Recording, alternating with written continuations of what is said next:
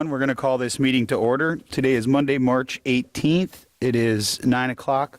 All council members are present. Town manager, town attorney, town clerk are also here. We are at the Bay Oaks Recreation Center today as our temporary town hall trailers will be used for the election tomorrow. If you please rise for the invocation followed by the Pledge of Allegiance.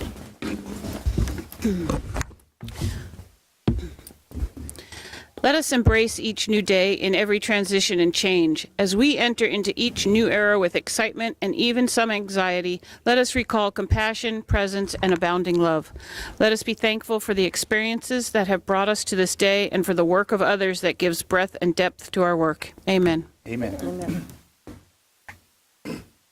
I pledge Allegiance to the flag of the United States of America and to the republic for which it stands, one nation, under God, indivisible, with liberty and justice for all.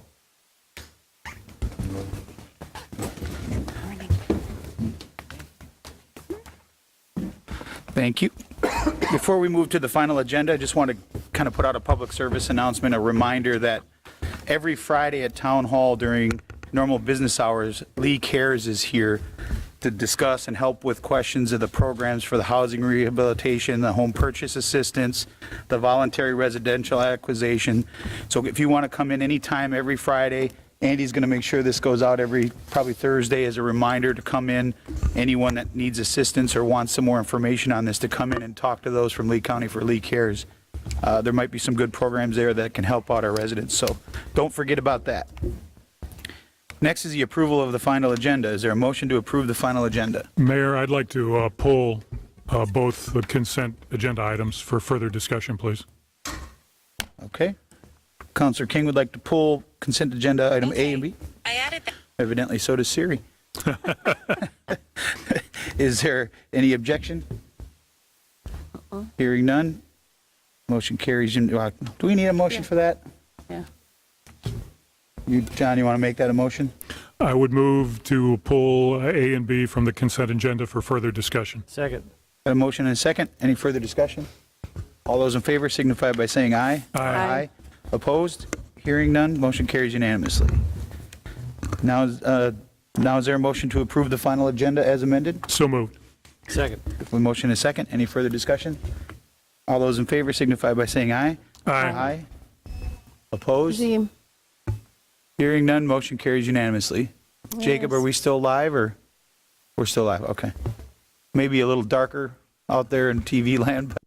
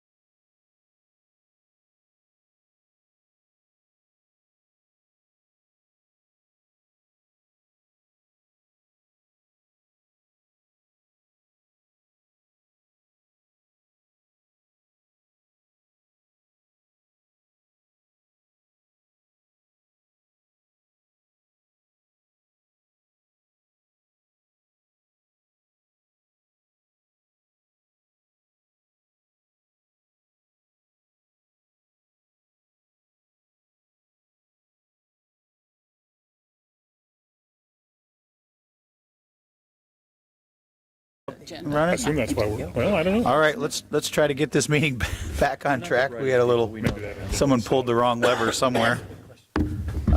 Next is public comment. Just a reminder, if you're here to speak on any of the public hearings and you want that testimony to be put into record as part of the decision for those hearings, to save your comment for the public hearings.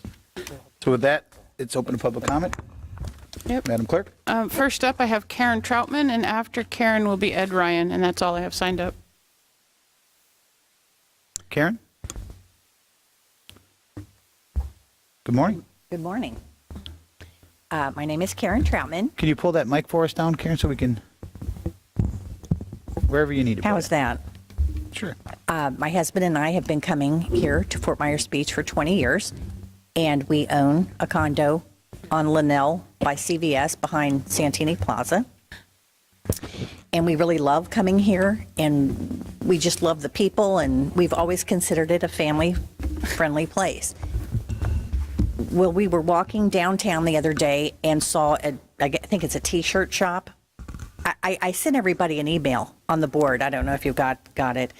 But I was so offended by the name, not making any judgments against anyone, but I knew my grandchildren were going to be coming here soon, and I felt very embarrassed that they would see that. I did speak with the town manager, and Frankie told me that that was there before the hurricane, and I had never seen it before. But I think maybe because the sign is so, maybe it's a newer sign, a bigger sign, whatever. But I don't think it's compatible for families, and it's a shock, and I guess there's not much that can be done about it now. But maybe going forward, you might consider having a plan for the town, especially right there in the front, that consider the families and the grandchildren and the children who come through there and see things like that. And that's really all I had to say. And I thank you for listening to me. I just wanted it to go on record because I think that's very important, how we bring up our children. And, I don't think that's something that should be on Main Street in a beautiful place like this. It has so much going for it. Thank you. All right. Thank you, Karen. Ed? Take a deep breath, Ed. Morning, Council. Ed Ryan for the record. Three quick things. Sunday, in case you guys didn't know, there's going to be about 60 volunteers in Times Square. We raised $8,000 for new plantings that are going behind the Wavy Wall, thanks to Frankie and the town for helping with that. So that's going to take place Sunday and Monday. The goal was $5,000, so we raised $8,000. The Estero Island Garden Club is going to supervise the plantings behind the wall, and I know Tony said he wanted to touch the wall up, and he might reach out to you for touching the wall up. So we have 60 volunteers both Sunday and Monday, and Kathy Turner from the Garden Club is supervising the volunteers. Second thing was last Thursday, in about an hour, we raised $1,000 for something that we're going to just pass off to the town. If you want to use it, it's great. If you don't, no hard feelings. Buckets and posts for people to take the buckets and clean up the beach and return the buckets if you want to use them. There was $1,000 donated, and I didn't use $480 actually giving the government money, which is something I've never done before, but there's some extra money that was Not left over. voluntarily. That was left over from the donations. I want to make sure everybody knows that the town has that if you want to use it for paint or signage or rip it up, whatever you decide. So we'll be dropping, the buckets are supposed to be delivered Saturday, but they won't be here until today, so we'll drop them off with the posts already put together on Friday or Saturday. And finally, I want to apologize to our followers for our poor performance on Saturday at the pickleball game. I take full responsibility for the loss. I think the final score was 28-27 or something like that. 29-16, but who's counting? We did raise $500 for the Art Association. I know you guys raised $750-ish for the Women's Club, and I want to thank the Community Foundation for putting that on. It was a lot of fun. So thank you guys for allowing us to be part of what you're doing here. Thank you. Thanks, Ed. Is there anyone else that'd like to speak in public comment? Seeing none, we'll close public comment. We now have a presentation. We've got Chris Holly, our former interim town manager here, and Representative Adam Botana. Chris, you're going to go first?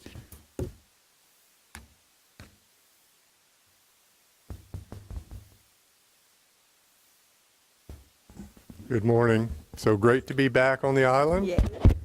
see everybody, to be back in a community center that looked pretty bad when I was here the last time, but it's looking a lot better. And probably the reason I'm here is just to kind of wrap up my year and a half of help here. My contract came to an end last Friday, and it was designed to do that at the end of the legislative section, the second one. And so for me, it's kind of a way to say thank you for allowing me to be involved.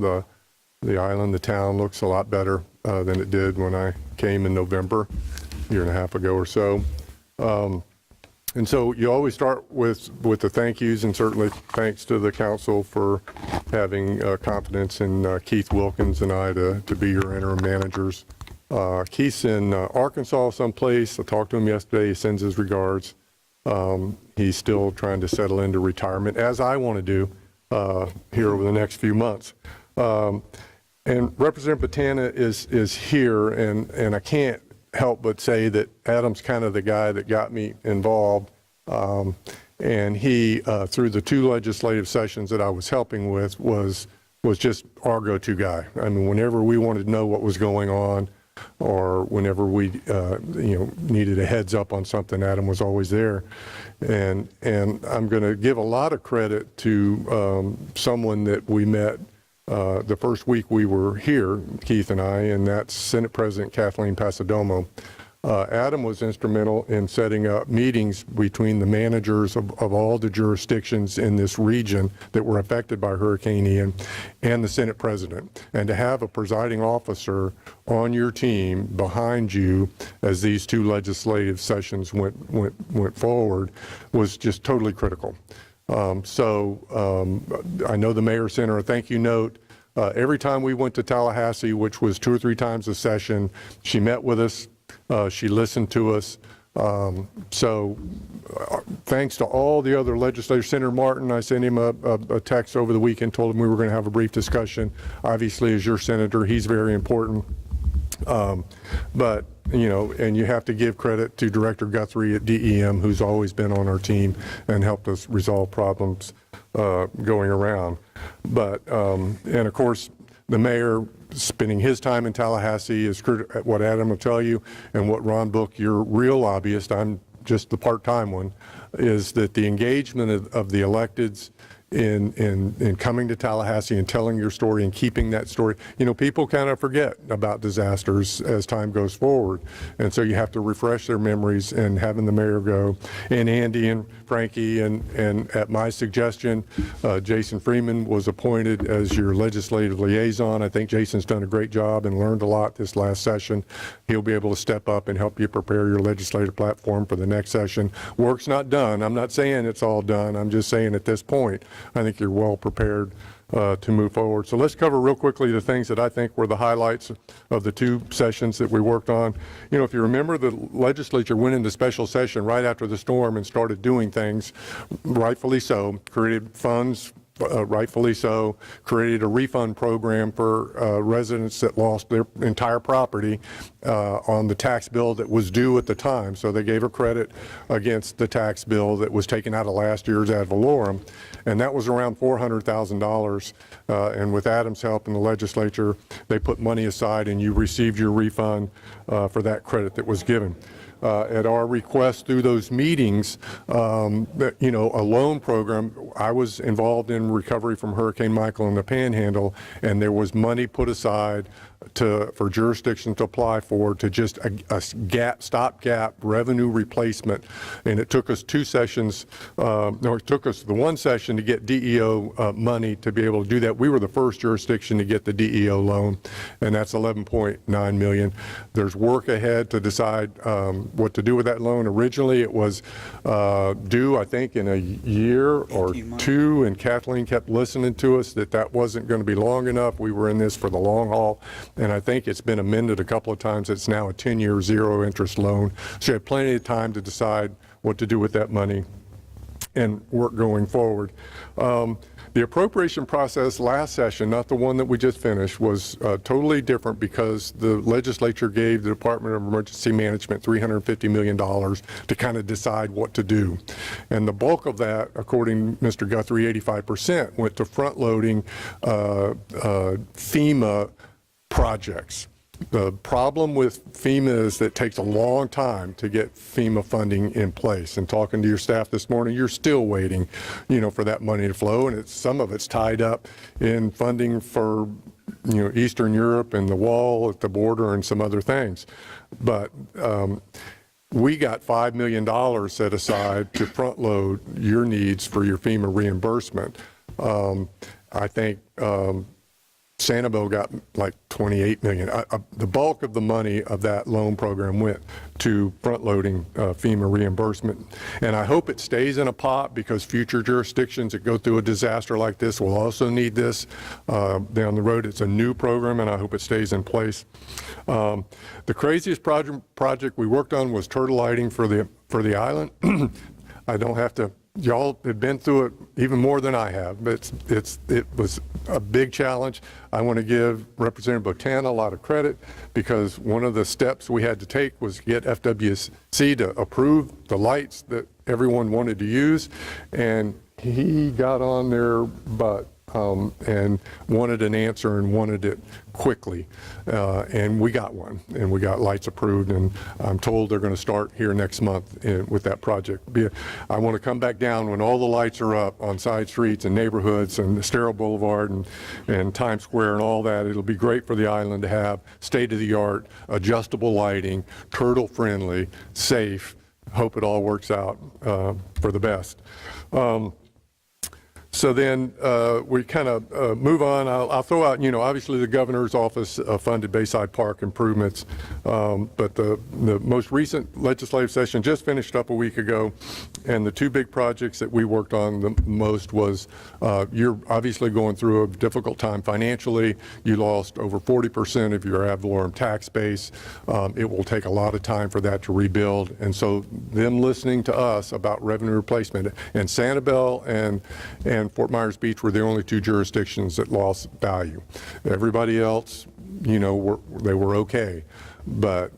And I want to give credit to Dana Sosa, the manager in Sanibel, of coordinating with us and their lobbyists and our lobbyists of making sure that the legislature had the right information. Joe, your finance director, put a great PowerPoint together explaining all the revenue sources, not just ad valorem, it's your parking fees, it's building fees, it's everything that you projected that you were going to lose over the 2 fiscal years, last fiscal year and the one you're in right now. So the specific number, $7,547,805 is the number that Joe came up with and that we went to Tallahassee with. Now I'll pause and say that the budget's been approved by the legislature, but the governor hasn't signed it yet, so we're not totally out of the woods yet. The governor has the option of vetoing different things that are in the budget. So if anyone has any, and I'll say thank you to the governor because he's always been on our side as well, and I don't think we're at risk on losing these appropriation requests. Adam will keep us posted. I don't think the legislature has even given the governor the budget yet. He has 2 weeks to sign the budget once they give it to him. Obviously, the July 1 deadline is the beginning of the state fiscal year, so it has to be signed by July 1. So the revenue replacement was a big one, and obviously we've explained to everybody you're now in your third set of trailers as town hall since I've been here, and I went over and looked at them. And so that's for the town, for the citizens, for the staff, and everybody deserves better than to be in trailers. And so there's $8 million that the legislature has appropriated to help with a town hall replacement program. So between loans and grants, I've got this at $50 million, north of $50 million over 2 legislative session. Let me quit talking and hand it over to Adam because he's the one that helped orchestrate the whole thing. And, I can answer any questions that y'all might have. It's been a pleasure to be on the team, so to speak, over the last couple of legislative sessions. And I'll turn it over to Representative Hold on Botana. before you, just in case someone's got a question for you. You're getting off that easy. John, you got any questions for? No, Chris? but I just thank you. You know how important you are to us, and we thank you for everything. Thank you, Councilman. Vice Mayor Addo? Enjoyed it. I will also echo John's comments. thank you to both you and Keith for coming in at a critical time. I think at some point the whole story needs to be told, but I believe that you came our way in part due to Representative Botana's referral initially when we really needed the help. And to the mayor's credit, Ask him to tell that story. I would 'cause I'm like not to sure hear I that know the story. whole story. 'Cause somebody how I ought to got get here. some credit for having you and Keith come our way, and I know the mayor played a big role in that. But at the same time, I think the genesis was with Representative Botana, but I may have that wrong. But I'd love to get that clarified for the record because it's been very good for our town, and we're very thankful for it. But thank you for your service. Yes, sir. Appreciate it. Councilor Woodson? Well, I'll just echo the thanks. I hope it doesn't take 2 years maybe for the lighting to get you back here. I don't know. I think you can come in between.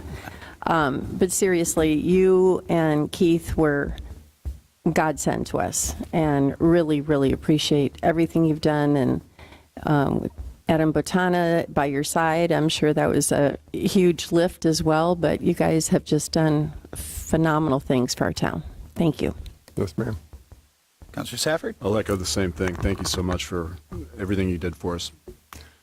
Well, I'll turn it over to Adam. Listen, I've dealt with a lot of legislators. I've been in this 50 years in public service, and Adam's, to me, is hands down the easiest legislator that I've ever worked with. He always responds to text messages and phone calls and truly cares about his district. And, the politics is always fun to go through. The personalities in Tallahassee are always there, but he's been a pleasure to work with. And I'd love to hear how I got here because I'm not really clear on it. Adam?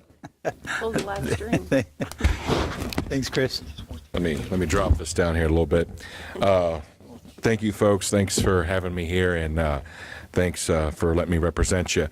This year's appropriations for the total district, so coastal Lee County and northern Collier, Benito Estero, is roughly about $96 million. That's been approved by the legislature. Obviously, like Chris said, it has to go through the governor's vetoes list. I think we'll be okay. To echo what Chris said, with our governor, he wrote $2 billion right out of general revenue to get us back on our feet when the storm hit our area. So it's been a big thing. So just to touch on a few other things, we got $17.5 million going to Sanibel, $9 million, almost $10 million for revenue replacement there. We've got over $34 million for education for FGCU and FSU. We're actually got another $5 million for Lee Health graduate medical. So we're trying to put a lot of money back into our district. But as always, folks, I'm here. I have an open line with all of you, open door. We'd love seeing you up there in Tallahassee. As far as this gentleman, we all were here when the storm hit, and it went dark quite a while on Fort Myers Beach. We had a lot of conversations with people in Tallahassee, the governor's office, and just said, hey, I needed somebody that's dealt with this. So a number was given to me, and I called this guy up, and he said, well, I'm in retirement. I go, well, we might need you. And that's how the ball started rolling. So originally came from governor's office. So that's they knew that Chris has done a good job in Mexico Beach and other places around there. And I said, hey, we're going to need you help down here in Southwest Florida. And eventually it came to fruition. But I thank you for all the kind comments. And it's been a pleasure working with you guys. It's nice to be out of a suit and back into shorts and my normal boat washing attire. So looking forward to being out there on a campaign trail this summer too. So any questions I can answer from legislative? I know we're working on insurance still. There's some new things coming on that. I know a lot of people are concerned about that. And like I told Ed, we'll come back with a couple suitcases worth of money. We'll do that again next year, hopefully, and just keep working towards that because it's still going to take a long time to come back. But it was nice to come up the beach this morning and see all the new construction. It's good to see pilings going into the sand and see new houses and new business opening. So thank you. Any questions?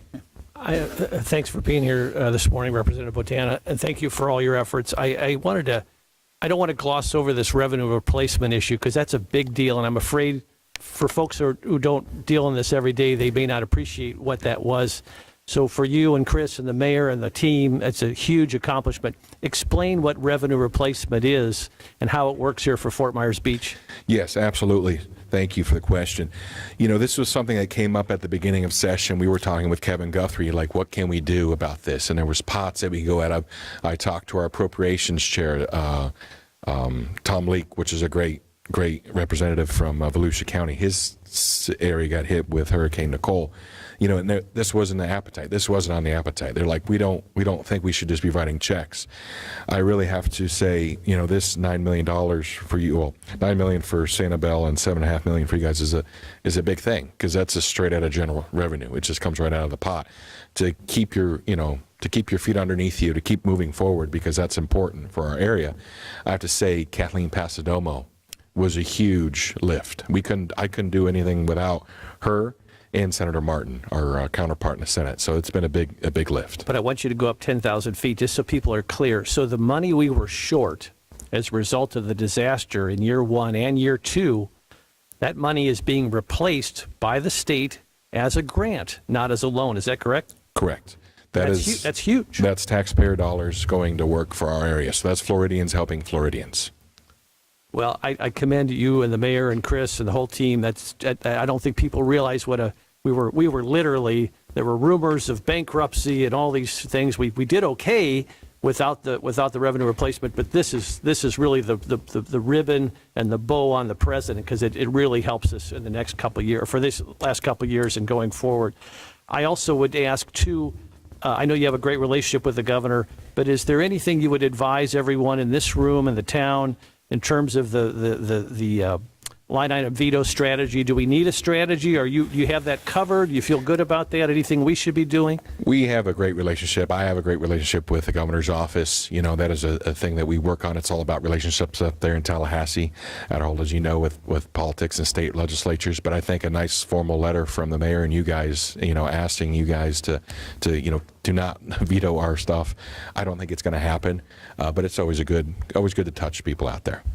Thank you. Thank you again for your efforts on behalf of our community. No worries. Councilor King, any questions? No, I just say, Representative Botana, thank you for being there for us. I appreciate all your hard work. Also to Senator Martin and President Pasadomo, some great folks there, and we appreciate looking out for us and not forgetting. Thank you.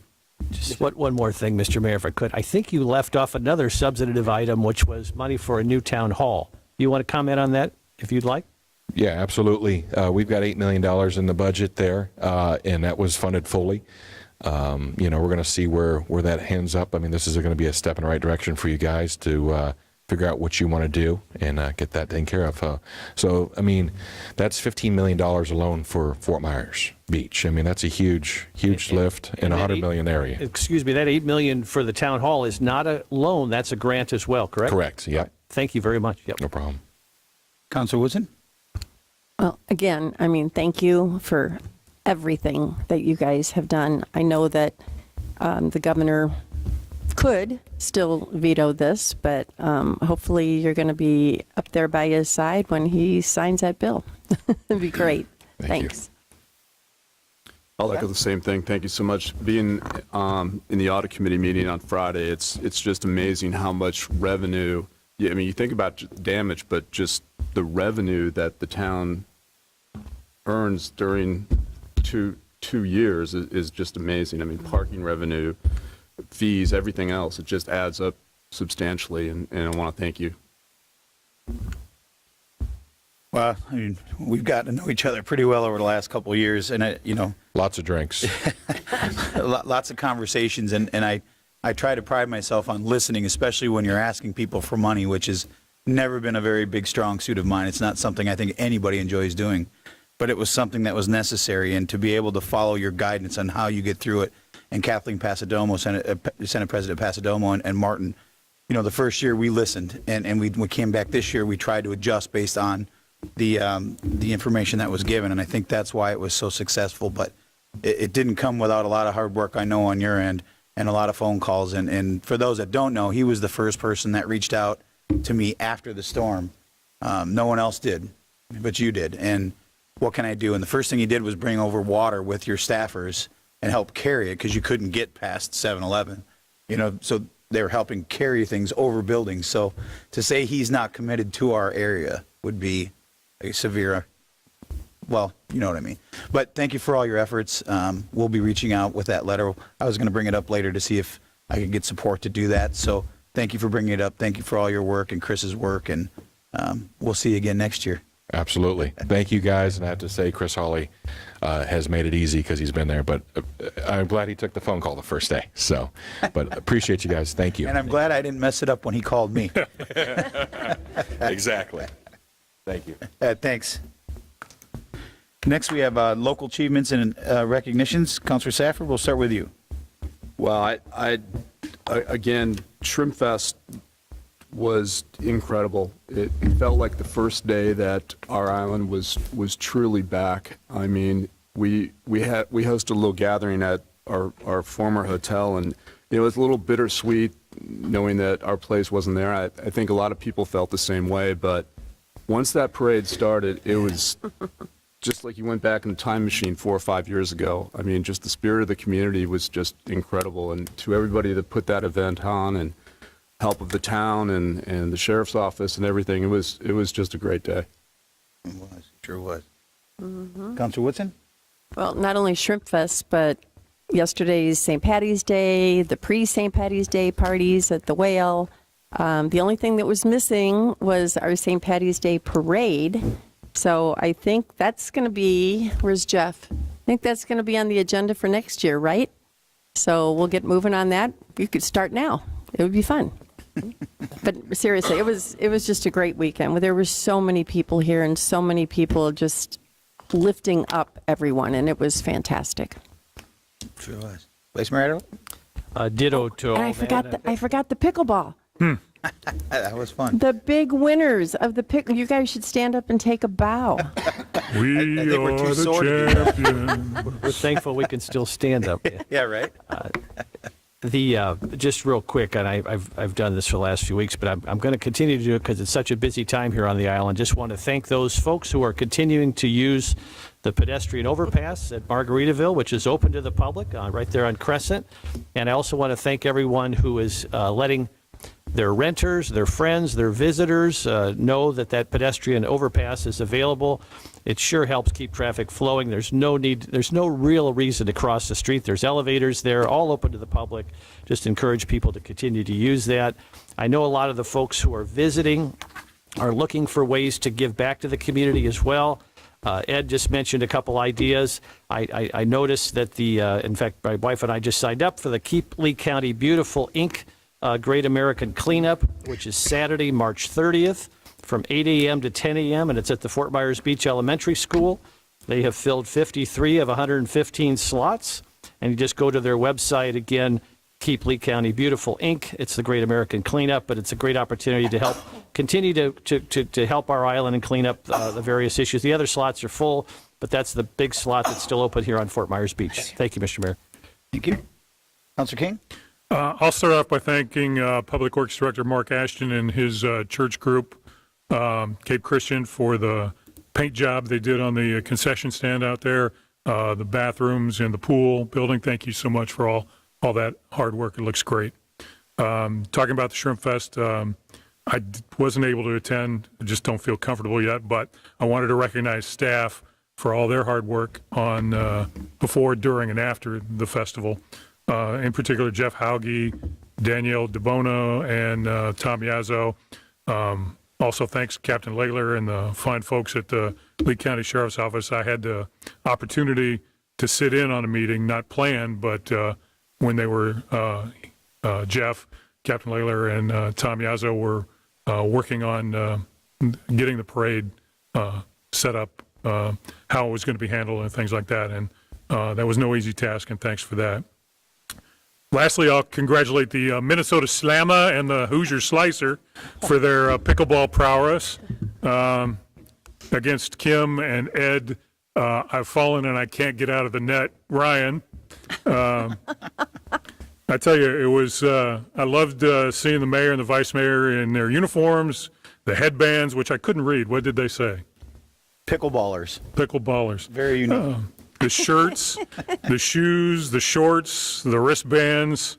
Although I did get a little hungry for the ice cream when I read your shirts. So it was a great event for Fort Myers Beach. Thanks to the Fort Myers Beach Community Foundation for their work putting it on.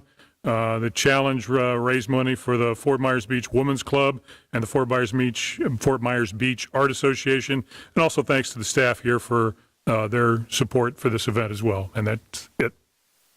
All right. Well, all of the things I was going to talk about have been covered, so I won't reiterate everything. But, just in general, just want to thank all the nonprofits on the island and all the people that keep continuing to donate to them. It's really shocking. And Beach Talk Radio, I mean, anytime somebody puts out a bat signal that they need help with something, it seems like it goes above and beyond. And then you have the nonprofits step up and do the legwork of doing the plannings and the staff working with them to try to get the Shrimp Fest going. And it takes a lot of people to make that happen. And to see the Shrimp Fest parade and the smile on the kids' face and the parents I think it was the first time I can remember everybody was smiling, everybody was happy, and it was that we're back. We're back. So nice work, everyone. Next, we have advisory committee items and report. Looks like we've got something from the MRF committees. There you are. Mr. Johnson?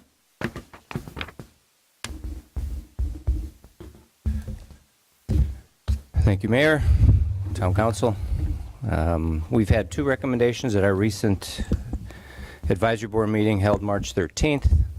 First recommendation to Town Council was for additional education to the community on the upcoming sea turtle lighting compliance and the municipal lighting ordinance for the enforcement in the gray zone area.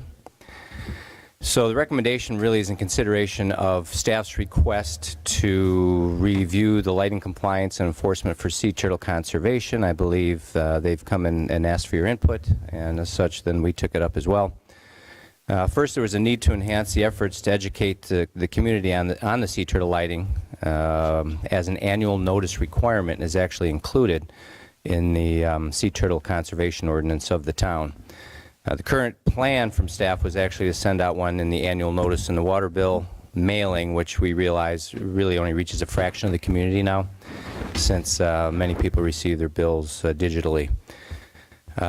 This management of the gray area geography, and this is sort of this area that's behind the beachfront itself. The Marine Resource Task Force realized that many efforts are being made for turtle compliance, lighting compliance on the beach, and those that are really in the most affected area. However, there's this cumulative lighting issue, which really is sky glow, that affects the issue as well. And although we have a dark skies municipal lighting ordinance in the town, we feel it's virtually unknown in the community, and that's something that we can help educate the community to follow as well, to reduce effects of cumulative lighting. So any advisories or alerts or maybe participation from our PIO would be very helpful. Second recommendation was to alert property owners of potential sewage leaks. It's another item that was on our initiative list. Additional reports had been received that when tested, lateral sewer lines had shown that there are cracks in the pipes that are allowing raw sewage to leak into our groundwater.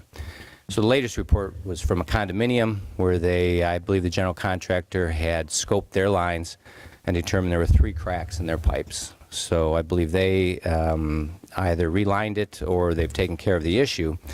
But without that recommendation, it's very well that things would have gone untouched, and we would have had this leakage into our groundwater. So different mitigation options, of course, a replacement, repair, or installation of a liner. And currently, the only recommendation is to advise the property owners to potentially to scope their lateral sewer lines.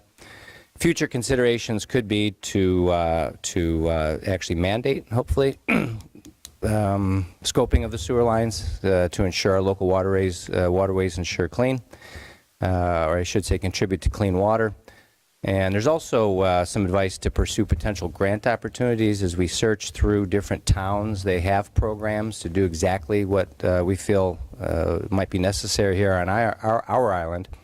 There's HUD appropriations, obviously, that are out there currently. Potentially that's a source. FDEP, I believe, was a source for other town programs to assist property owners in any financial considerations for that meeting that objective. Steve, yep. on that item, on the water side of things, if you've got a water leak, it's generally reflected in your water bill, and it's kind of a nice signal that you've got a challenge or a problem. Is that, I assume that's true on the sewage side as well, or is it much more subtle that you can't? Much more subtle. There's nothing regulating what's really going through. You know, sewer charges are based on the amount of water you use. I think it's a percentage of the amount that's consumed. So, but there's no meter measuring what kind of outflow each person puts out. So how would a homeowner know that, or what sort of other ways would they know, unless it's formally checked by a professional? Is there any other ways that you could know that you might have a problem on your property aside from the obvious smell or other issues? Not really. Smell, soft spots that really don't go away in your yard. But otherwise, up north there was always an issue with tree roots growing into sewers and expanding and cracking sewer lines. So, and in that situation, usually you have your ground usually gives a little bit, or there becomes a divot in your yard, and that's a result of the. Has BRF had the folks from Lee County Sewer come in as they're our vendor and just kind of talk about that with you guys and best practices, et cetera? That was brought up. We did discuss that the county, I personally saw the county out. They were fogging the main sewer lines. This is not too long after the storm, and we went up and talked to them a little bit about it, and they said they were fogging, and if there are substantial breaks, you'll see fog coming up in the middle of where it shouldn't be rising, or it shouldn't be rising at all.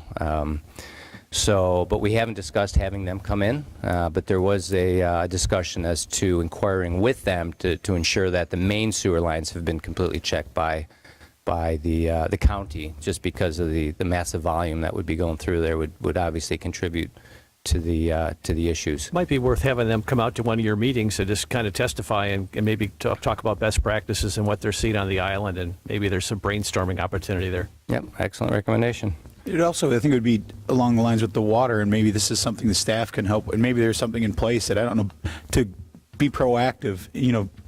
Sometimes when you get your bill, I know it's happened to us, where, we've had a leaky toilet or something and you didn't know, and all of a sudden your water bill's 16 times more than it was, and now you got to go through that. If there's something that we can do, or we have in place, or we could put in place to preempt that, to say, hey, we noticed, over the last week, you're using 3 times as much water or 4 times as much water that you normally use. Is everything okay? Mm-hmm. I know we had an issue on the island where someone had used thousands and thousands and thousands of gallons of water and not even realizing that they had used it. Mm-hmm. So I don't know if there's something that the county can work with, or if maybe there is something our staff can work with MRF, both for the sewer and the water side of it, for early detection. Mm-hmm. I know we've had an issue where, our driveway had sunk a little bit because the erosion from the pipe going out to the street was faulty for whatever reason. Cast iron had broke and it was leaking underground, and the only way we detected it is because we noticed the driveway was starting to sink, the paver driveway. Mm-hmm. And eventually one of the pavers fell 3 feet into a hole that you drove over every single day. So if there's a way that you guys can come up with a preemptive or some sort of system to preempt any kind of damage like that, maybe the scoping is the way to go. I don't know, but any kind of information would be helpful. Yeah, one discussion was just the fact that since there is so much plumbing going on, that it's just usually just an incidental charge to have them scope that. And the first 3 cases that were brought to us that were in the Randy Lane Williams neighborhood, that 3 people actually requested that while they were having plumbing, and each of them found that they did have cracks in their sewer lines. And I believe that's a cast iron area. I think in the 70s is when the sewer system went in. I have a neighbor, Jim Murphy, who actually was here doing that. That's why I moved here. So it is an aged, part of an aged infrastructure, especially if it's cast. If it's been replaced by PVC, I think you're in much better shape. But the other consideration that was brought up was that the weight of the water that surged over this island was tremendous. At 8 pounds per gallon, water is extremely heavy. And as the back surge came back out, you had this fluctuation of weight, and it just potentially cracked a lot of these sewer lines. And if I'm not mistaken, I think a lot of people don't realize that the homeowner is required, if I'm not mistaken, the homeowner is required for the line all the way out to the street connection. Is that correct? That's correct, yeah. And I don't think a lot of people understand that. They think that once it gets into the right-of-way that it's no longer their responsibility, but it still is their responsibility to maintain that line all the way up to the main connection. Mm-hmm. So to your point, and I think to the committee's point of getting, do you know how much that cost is to have that scoped? It's not a great amount of money. I think it was upwards, if they're there already, I think it was upwards of maybe $100 is what the... And is this something that the town can help with. I don't know if there's an appetite to do, if we're going to be doing these side streets as we go, does it make sense to scope those at the same time? Going into Or work with the homeowners to do it? going into private property, could be an issue. Or maybe just send out reminders through. But we the could PRO. remind people to do that. I think what you're going to see is people start to come back online.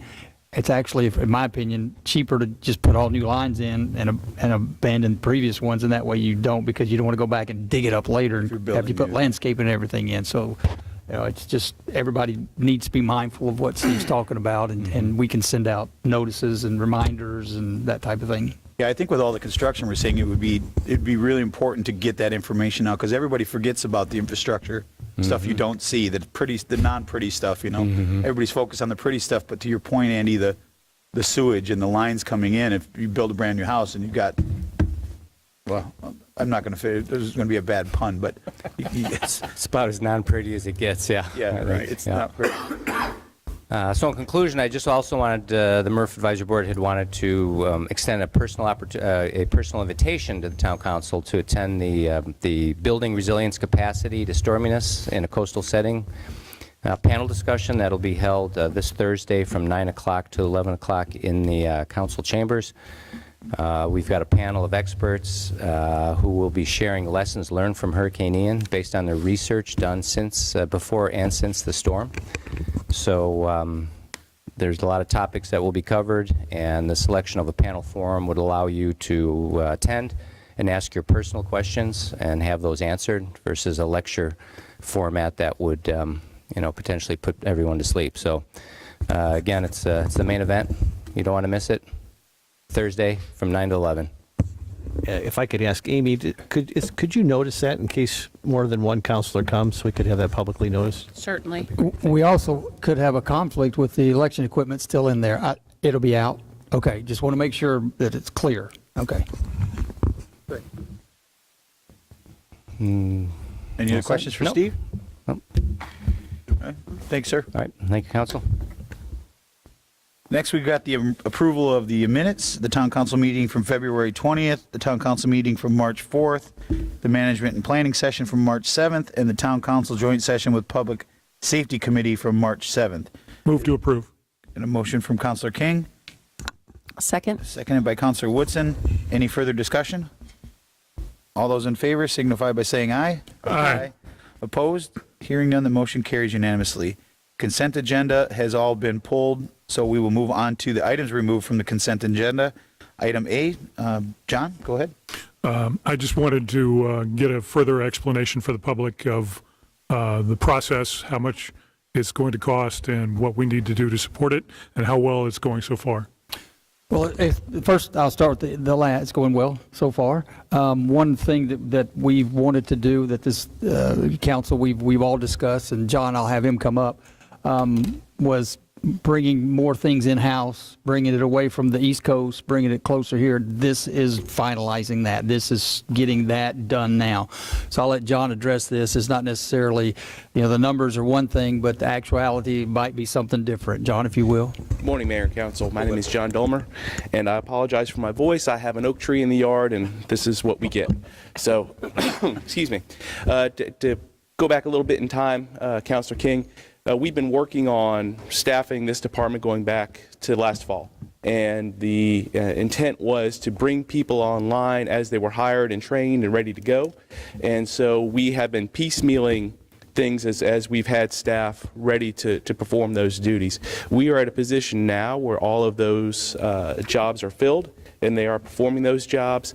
This amendment before you today attempts to take all of those previous time and materials and previous piecemeal contracts and put it into one, so there's one lump sum task.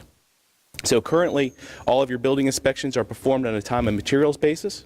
So each of those inspectors that are out there are by the hour. This will change it so that you all have a very predictable cost for your building permit and your building permit inspections. Thank you. Yes, sir. Appreciate all your efforts. Go ahead. John, while you're up here, I just wanted to be clear. We had this East Coast firm prior to the storm or immediately after the storm, and we continued that while we were transitioning to your firm because we wanted to have it all in-house. Mm-hmm. Is that now complete now? Are we shipping anything out anymore?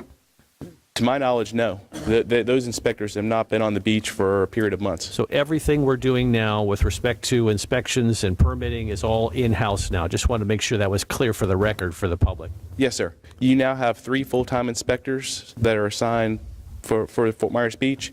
You also have a building official and permit technicians that are on site. That's a big deal, so thank you for that. Yes, sir. Yeah, and I'll also add that, I mean, when we first started all of this, every other email that we got was regarding permitting. And now it's quiet. If anything, we get compliments on how quickly our permitting is happening. So whatever you're doing, keep doing it because it's working. Thank you. Very much. So it's safe, just to piggyback on what he was saying, so it's safe to say the money that we were paying to the other firm is essentially just being rerouted now to bring everything in-house? Yes, sir, that is correct. Okay. And this is an enterprise fund, so whatever you're taking in for building permits can only be used for building permit inspections anyway. And just so everyone, don't yes, sir. gloss over that, John, because people are paying a lot in permit fees right now. Yes, sir. But I think they take some comfort in knowing that money's not fungible. That money goes solely to support the permitting regulatory process. It doesn't go to other sources or other causes around the town, correct? That is correct. The only thing it can be used for is the enforcement of the Florida Building Code. All right, thank you. John, you got any more questions? No, I'll move to authorize the town manager to execute amendment number 2 to the Jacobs Project Management Company agreement. I'll second. Got a motion by Counselor King, seconded by Counselor Safford. Any other discussion? All those in favor signify by saying aye. Aye. Opposed? Hearing none, that motion carries unanimously. Next is item B, the Land Development Code updates. John? I was just seeking more information for the public on this. Yep, Sarah's here and she can address it more. This is just following up on land development code updates that have been discussed in the past and trying to, put a ribbon on it and move it to a final destination. Sarah? Yep, this is just the opportunity to get started on the land development code as we're finishing up the comprehensive plan so that we can make all the changes that we've all discussed and the issues that we know are within the plan.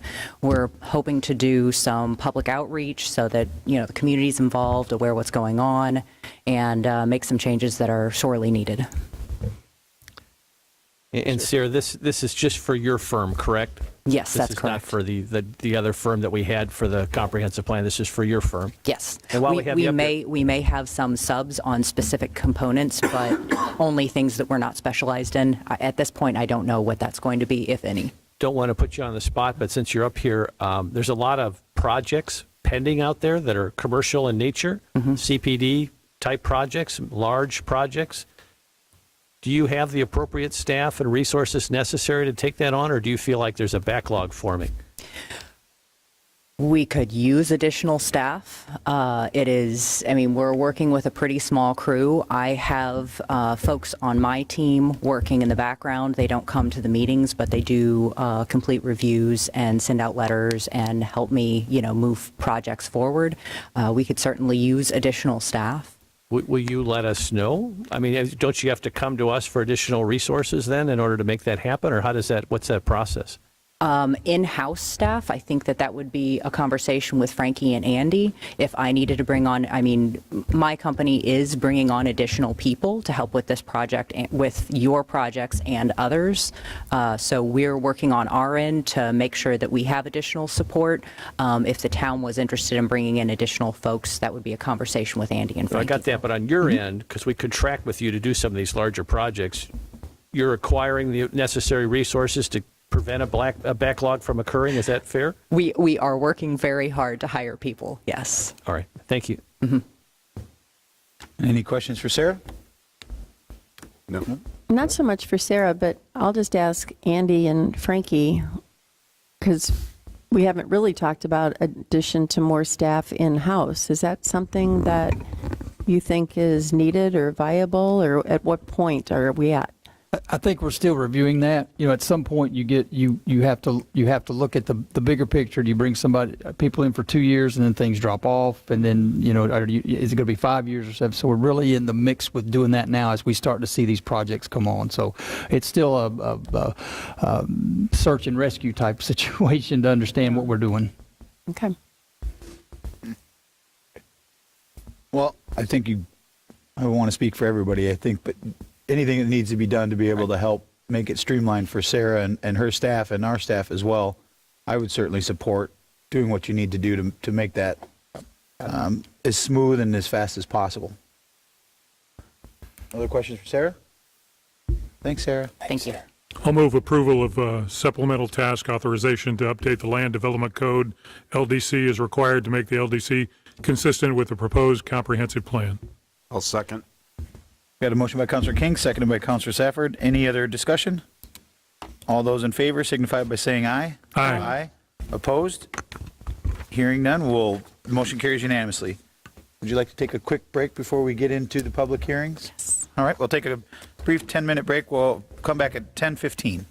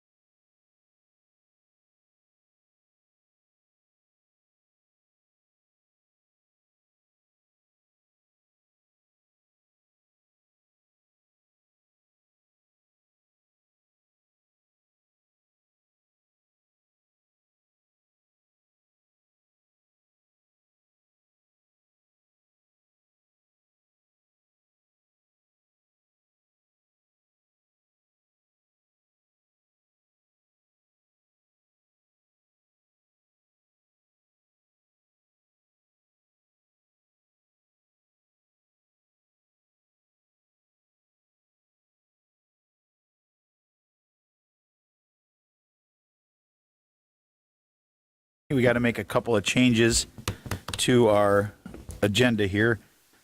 Item B is going to be swapped with item C because they're not quasi-judicial. So we were going to do item A, item C, then we will do B through G as quasi-judicial. And then we will also do, under the administrative agenda, items B, C, and D, the lien reductions, followed right after item G, because that is also quasi-judicial. Does that make sense? Yes, sir. Everybody follow that? Okay. So the first item we have is ordinance 24-03 flood. This is the first reading and public hearing of an ordinance entitled, An Ordinance of the Town of Fort Myers Beach, Florida, amending Article 4 of Chapter 6 of the Land Development Code of the Town of Fort Myers Beach to require all manufactured homes installed or replaced in special flood hazard areas to be elevated at or above at least the base flood elevation plus 1 foot. Adopted November 17th, 2022 flood insurance study for Lee County, Florida and incorporated areas. Change the substantial improvement and substantial damage determinations and amend the definitions of market value and substantial damage in order to comply with recent changes to the community rating system necessary to retain a Class 8, which assists the town in maintaining its Class 5 community rating system designation, providing for codification, severability, Scrivener's errors, conflicts of law, and an effective date. We will now open the first public hearing. Go ahead. Good morning. Good morning. Kristen Schumacher, Town of Fort Myers Beach, floodplain manager. I have before you our flood ordinance. This is required for us to amend before we have our CRS visit, which is coming up within the next 2 months. Reiterating, we are required to elevate manufactured homes to base flood elevation plus 1 foot. As everyone is aware, the flood maps changed November 17, 2022, and we are updating that in our ordinance to reflect that date. Also, other requirements that we need to do are change substantial improvement and substantial damage determinations, because we have that look back that we had. If a property was damaged by a flood prior, we have to look at their prior permits. We are removing that. We also need to amend the definition of market value. We are required to remove the 20% from the property appraiser's office, and we are removing the requirement of a second appraisal. And also with we are doing, sorry, I can't see. The definition of market value, we kind of shortened this. We're going to bring back the flood ordinance to amend everything else we have prior. I know, Council, you've read other ordinances that I have, or drafts that I have brought up. We will need to bring this back once this is approved. Chapter 6, Article 2, the substantial damage definition needs to be updated as well, as we're updating it in the flood ordinance. Is that it? That's all.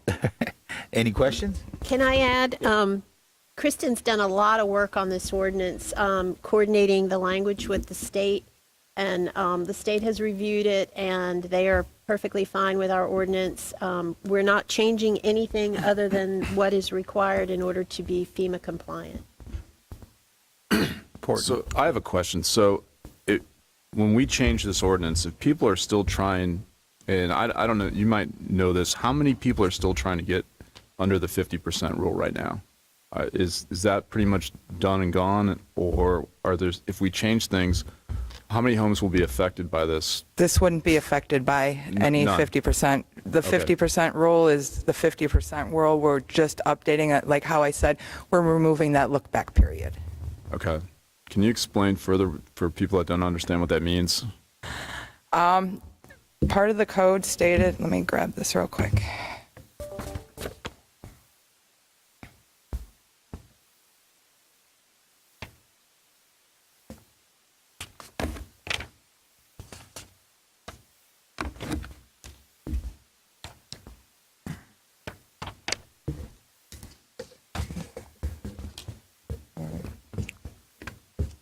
I even double checked it this morning. I can't find what section it is. It's for the substantial damage, substantial improvement. But one of the items for determining substantial damage is that we would take a look back at prior permits from a storm, for example, and you don't get, those permits kind of go in together to determine the 50%. It's 25% from one storm, 25% from another. So we're removing that look back period. Okay. So it sounds like it's a win for property owners with that, and then removing the need for a second appraisal. Yes. It's in the definitional section under substantial damage. Yes, thank you.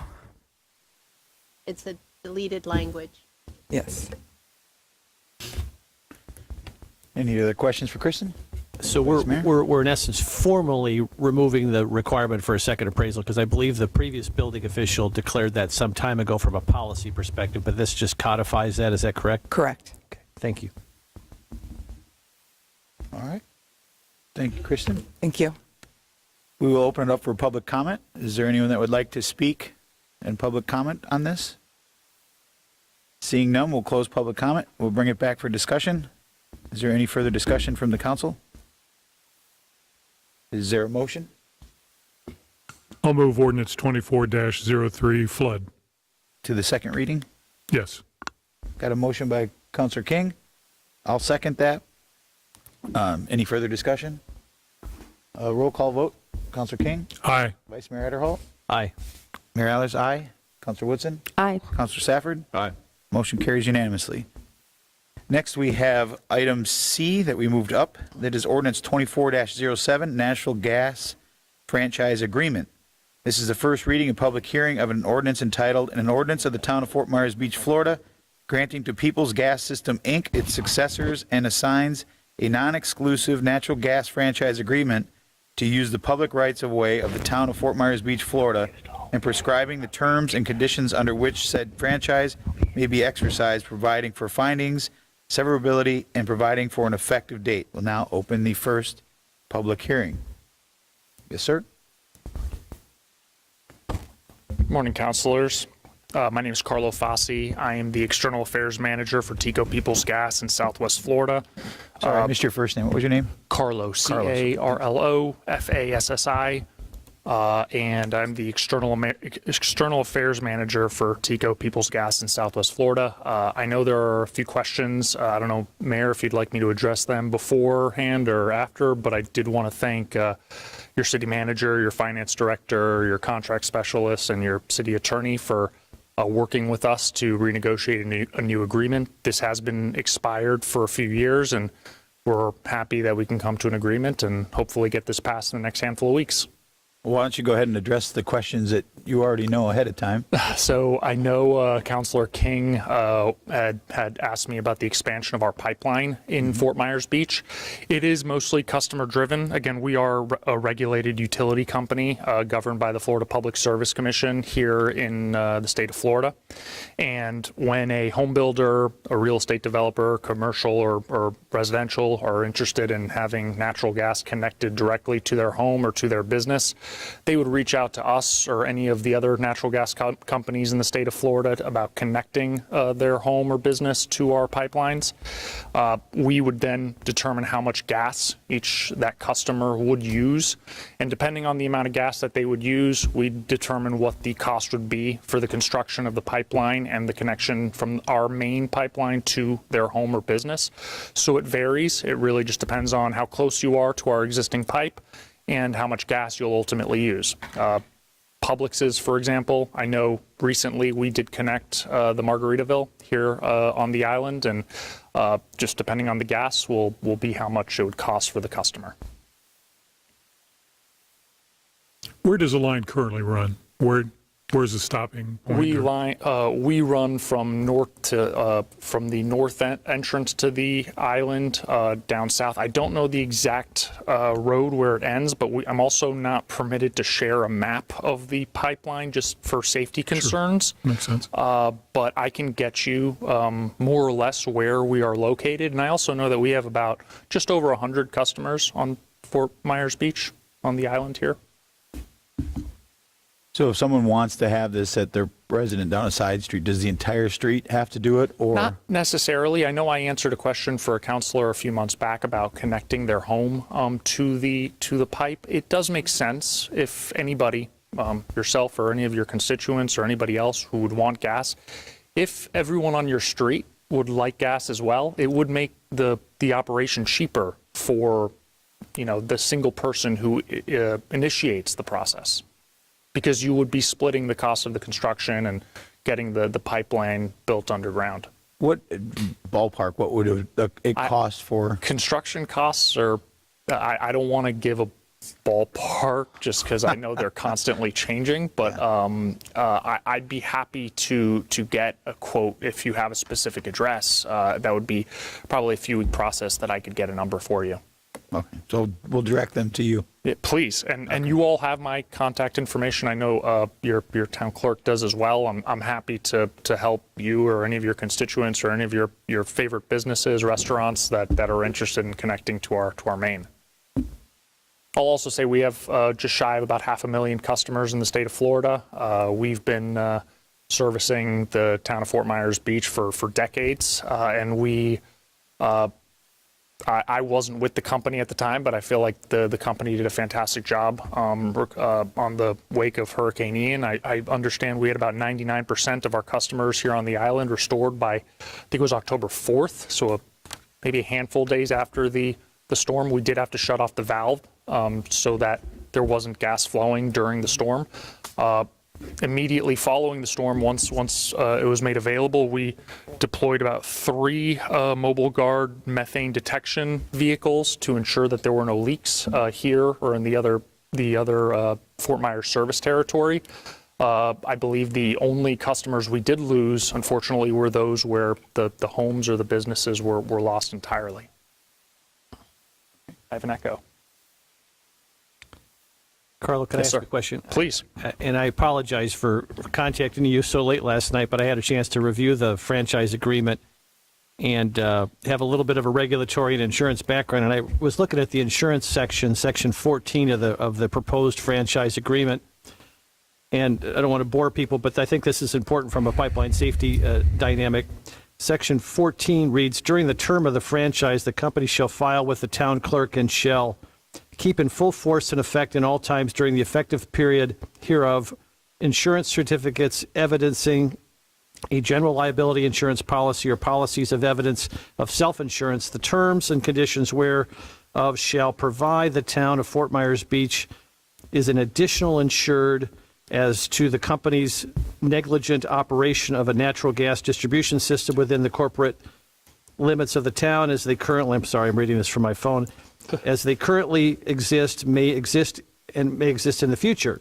Each policy shall provide for the minimum sum of $2 million for injury or death to any one person. I believe the previous contract was $1 million, and for the minimum sum of $5 million for injury or death to all persons where there is more than one person involved in any incident or accident, and for the minimum of $2 million for damage or to property resulting from one accident. So you doubled the amount for each individual injury, but the aggregate cap is still $5 million. Mm-hmm. I was just doing some research online last night. That seems like the $5 million number seems a little inadequate. And I had asked you last night to see if you could reach back to your corporate folks and see if you could double that number. And I'm curious as to what the results of those conversations were. So the standard agreement that we submit to all our municipalities is what you're seeing now. We were able to double, I believe, the $1 million to $2 million for personal injuries. And after speaking with our corporate office in Tampa, we can double the aggregate cap on damages to $10 million as well. and that'll be codified in this new agreement? So long as the council votes in a majority to bring it to 10 million and it's passed, yes, we would be willing to sign that agreement. Yes. Very good. I appreciate that very much. Thank you. Of course. Any other questions for Carlos? Would there be a difference in fees, or how would that, normally you're doubling coverage, so how does that play out? There would be no difference in the I'm assuming, Counselor, you're referring to the franchise fee? Mm-hmm. That would not affect the franchise fee whatsoever, no. It would remain at 6%, and we are, through our negotiation with the administration, we are keeping the franchise fee from the original 2001 agreement that expired in 2021. It's remaining at the 6% that your constituents and the town has been seeing since. Okay. And just for the record, in my limited review last night, that 6% is pretty standard, as I understand it, for all municipalities in Florida. Yes, sir. Yep. Yes, sir. We do not want residents in St. Petersburg upset that residents in Jacksonville are spending or are paying more. So we keep it standard across the state. Very good. Any more questions for Carlos? No? Thank you, Carlos. Thank you. We will, we're going to take public comment. If there's any more questions, we'll have you come back up. Thank you. We will open it for public comment. Is there anyone that would like to speak in public about this? Seeing none, we'll close public comment and we'll bring it back to council for discussion or a motion. Is there any further discussion? Mr. Mayor, I would move approval of ordinance 24-07, natural gas franchise agreement. I would say Tico Peoples Gas has provided good service for the island. We're anxious and excited to see them expand down the island where that makes economic sense. And they seem to have provided good service thus far, so I support renewing the franchise agreement. Okay, we got a motion by Vice Mayor Adderhall. Second. Seconded by Councilor Woodson. Discussion. Just if we can make sure at the second reading that we make that change. Okay. Any further discussion? Okay, roll call vote. Vice Mayor Adderhall. Aye. Councilor Woodson. Aye. Councilor King. Aye. Councilor Safford. Aye. Mayor Allers, aye. Motion carries unanimously for the second reading. All right. The next 8 items on the agenda are public hearings for review of various land use requests. For the benefit of the public, please be aware that these items are quasi-judicial in nature. Our attorney will further explain. Thank you, Mr. Mayor. Zoning revisions, a rezoning, which we have before you today, special exceptions, these are all quasi-judicial in nature, and which requires our public hearing to comply with procedural requirements that have been established in Florida law and in our land development code. Quasi-judicial proceedings, these are less formal than proceedings before a circuit court, but they are more formal than the remainder of our meeting, and they will follow the basic standards of due process requiring certain notices, application of the correct standards, and decisions made on competent and substantial evidence presented to the town council in written documents or through oral testimony. So the town council will then evaluate the testimony and information for each item and draw a conclusion regarding whether the criteria in the Land Development Code or on state law, as may be applicable, has been satisfied. So pure speculation or mere opinion that is not based on competent facts cannot legally be considered by the town council in their evaluation of an agenda item. Testimony by professionals who are qualified as experts in a particular area has been considered competent substantial evidence by Florida courts, as well as testimony by neighbors and residents who have fact-based information such as minutes, surveys, engineering reports, or testimony that's based on their own personal knowledge and information. So if you intend to speak, please keep these in mind. When you come forward, please state your name clearly for the record, whether or not you have been sworn in, and your qualifications or interests in the matter. Added to the list of quasi-judicial matters today are the 3 lien reduction requests that will be presented to you after the other land use items. So for purposes of efficiency, before we begin any of these public hearings, we'd like to go ahead and put on the record a few items. First of all, I need to ask the town clerk if all agenda items were properly noticed pursuant to our land development code. Yes, they were.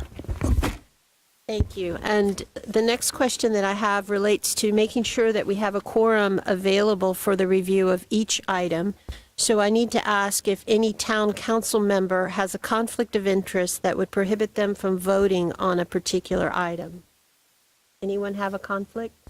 Councilor King? None. Vice Mayor Adderholt? None. I do not have any. Councilor Woodson? None. Councilor Stafford? None. Okay, very good.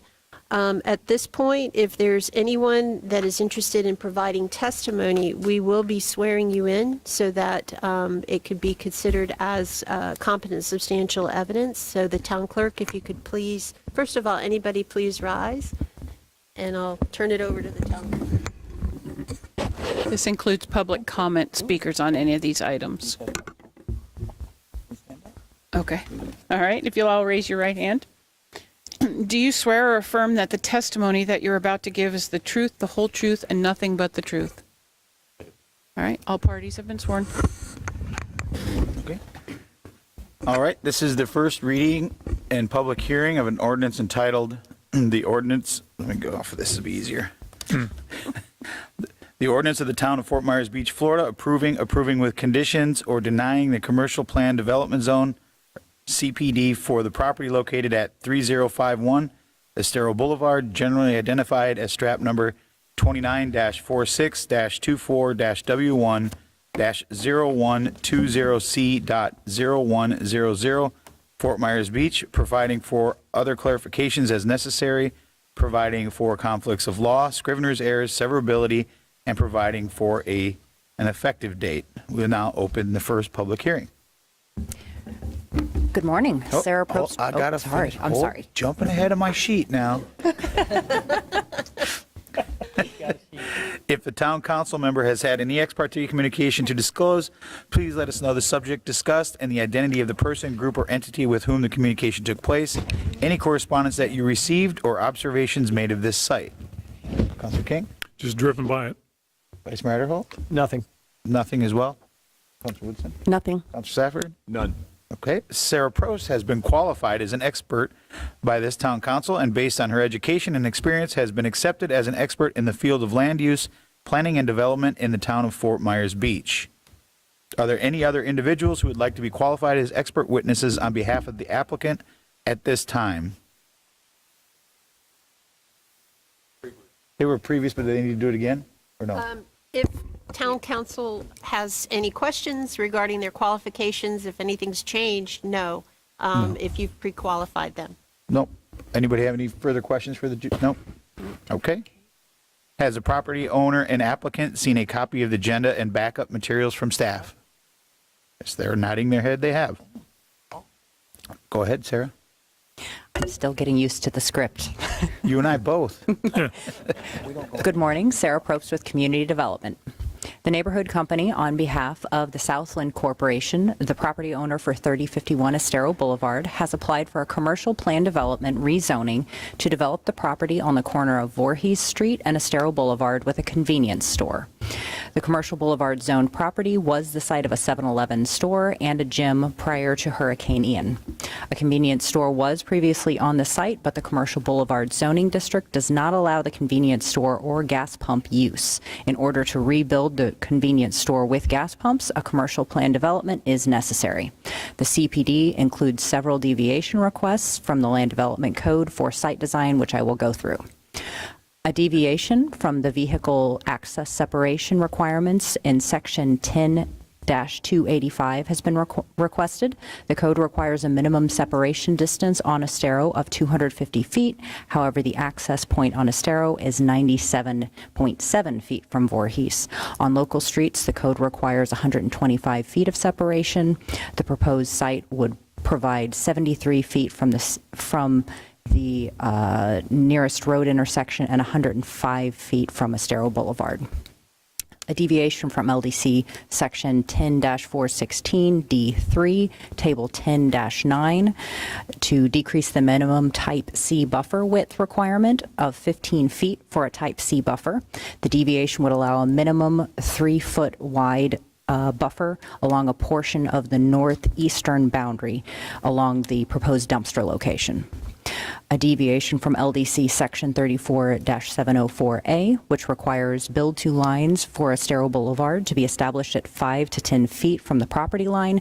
The deviation would allow for a build-to line of 5 to 90 feet from Estero Boulevard. The proposed building would be located 89.9 feet from Estero Boulevard frontage, and the gas pumps would be between Estero and the front of the building.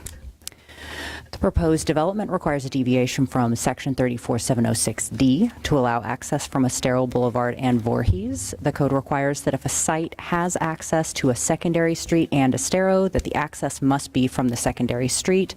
However, there are 2 access points on Voorhees and 1 on Estero Boulevard. A deviation from LDC Section 34-704B1A, which requires minimum street setbacks for streets other than Estero Boulevard to be 10 feet. The deviation would allow a minimum of a 0-foot setback from Voorhees Street. A deviation from LDC Section 34-1744B4D, which requires screening of refuse containers to not exceed 6 feet in height. The deviation would allow the refuse container screening enclosure to be a maximum of 7 feet 6 inches in height. This request is to match the request that the town council asked for the 7-Eleven on Palermo Circle. The proposed development request should be evaluated for Section 34-85B and C and 34-216 of the LDC. These findings and conclusions are listed in the staff report. Deviations must be approved, modified, or rejected per the findings in Section 34-216-4. These findings can be found in the staff report also. Several conditions are listed in the staff report, including a requirement to replace any landscaping damaged during construction, as the proposed wall appears to be very close to the hedges that are existing on the neighboring property. This is, the LPA recommended a unanimous approval at the February 27th public hearing. This is a first reading of the CPD. A second hearing will need to be scheduled for April 1st. That was a mouthful. Do you have any questions? Questions for Sarah? Yes, sir. I have a question. Sarah, I watched the LPA hearing on this, and it was a great presentation. I think a good conclusion. I guess as we continue to wrestle with our process here, particularly after a Cat 4 hurricane, I note in the applicant's submission an extremely significant traffic impact statement for a 7-Eleven that was here before and just coming back again. I know they're adding gas pumps. But in your professional opinion, was that traffic study, which looks extremely expensive and extensive, was that helpful to you or necessary for you to do your job? Do we need to be requiring it for this type of a proposal? I don't do reviews of traffic impact statements, so for me, they aren't necessarily a component, especially for an existing use which isn't expanding very much. It did have gas pumps before, so there isn't even an expansion of gas use, I don't believe. So in my opinion, we probably would be able to remove some of those requirements. I would need to have more conversation with some traffic engineers to fully understand what the TIS can affect, because as we all know, Estero Boulevard is busy. It's always busy. No question I don't about think, it, but you said something interesting to me. You said you don't review traffic studies. I don't. Who does? Who reviews this? We have a sub-consultant who reviews them for us. And what do they, I mean, for, again, an entity that existed prior to the storm, what are they reviewing, and did they gain any value from it? Did they share it with you that this was helpful to them, or? They stated that it was accurate. So I mean, and in some instances, that's what we're getting, that they gave us the correct information and they're meeting the requirements of the code. I mean, and that's really where we're at with a lot of these things. The code requires this. So this is the step we have to take. We evaluate it per the criteria that's contained within the code. I don't think in most instances we're going to be, especially if it's a use that was already there at an approximately same intensity as was there previously, I don't think it's going to have a huge impact. But I would really need to talk with the traffic engineer to understand. And this is not germane to the applicant's proposal here, but just as we listen and learn as we go through this, I understand where this could be extremely helpful for certain proposals, but I would just encourage you, as you look at this particular example, to see if going forward we can figure out a way where if it's not necessary to make the applicant do this, I mean, obviously where it is helpful, that's great, but where it's not, it just seems like this is, I don't know how many pages. I can't imagine how much it costs. It seems if no one's really benefiting from it, it seems like an odd thing to include, particularly as we're trying to rebuild. Just food for thought, and it's not your fault, just this is what we require, but maybe we should give a little bit more sophisticated thought to what we require in particular circumstances. That's my only suggestion. Yes, and I think that makes a lot of sense, especially going forward as we're updating the land development code. Thank you. And Sarah, I'm just trying to find it, but I can't figure out what exact page it's on. But if memory serves me, that the actual square footage that they're requesting is less than what was there previously with a combination of the gas station and the gym, right?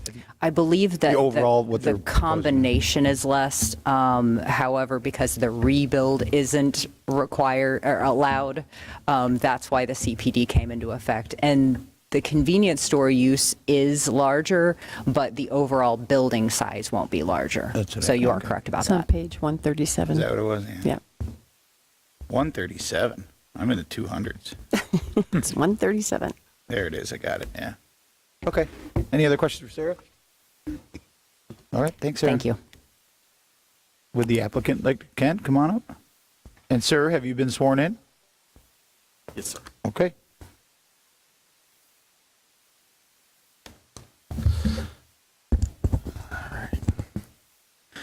Okay, I'm gonna see if this works. Oh, much better.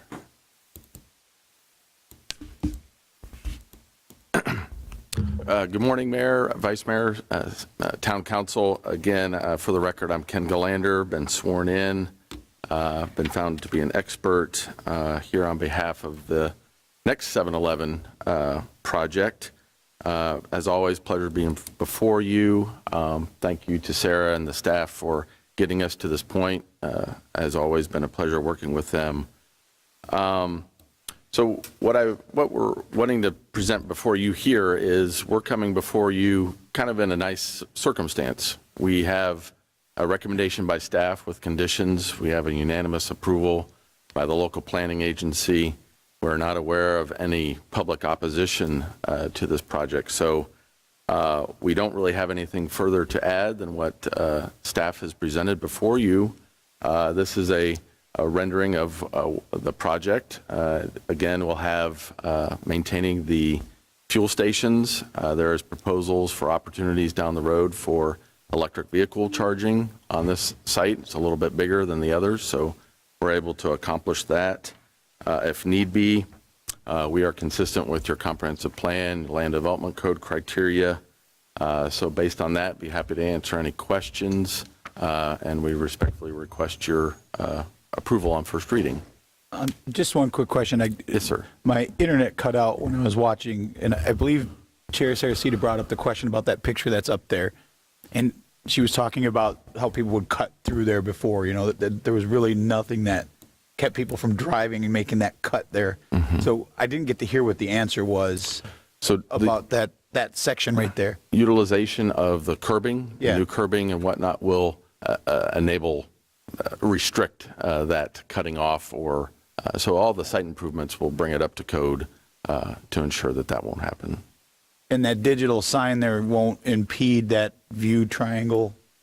So obviously that detail will have to be worked out through development order, so if it has to be adjusted a little bit, but yes, it will not impede the vision triangle. And are you okay with the staff recommendations for condition of approval? Yes, sir. Okay. Any other questions for Ken?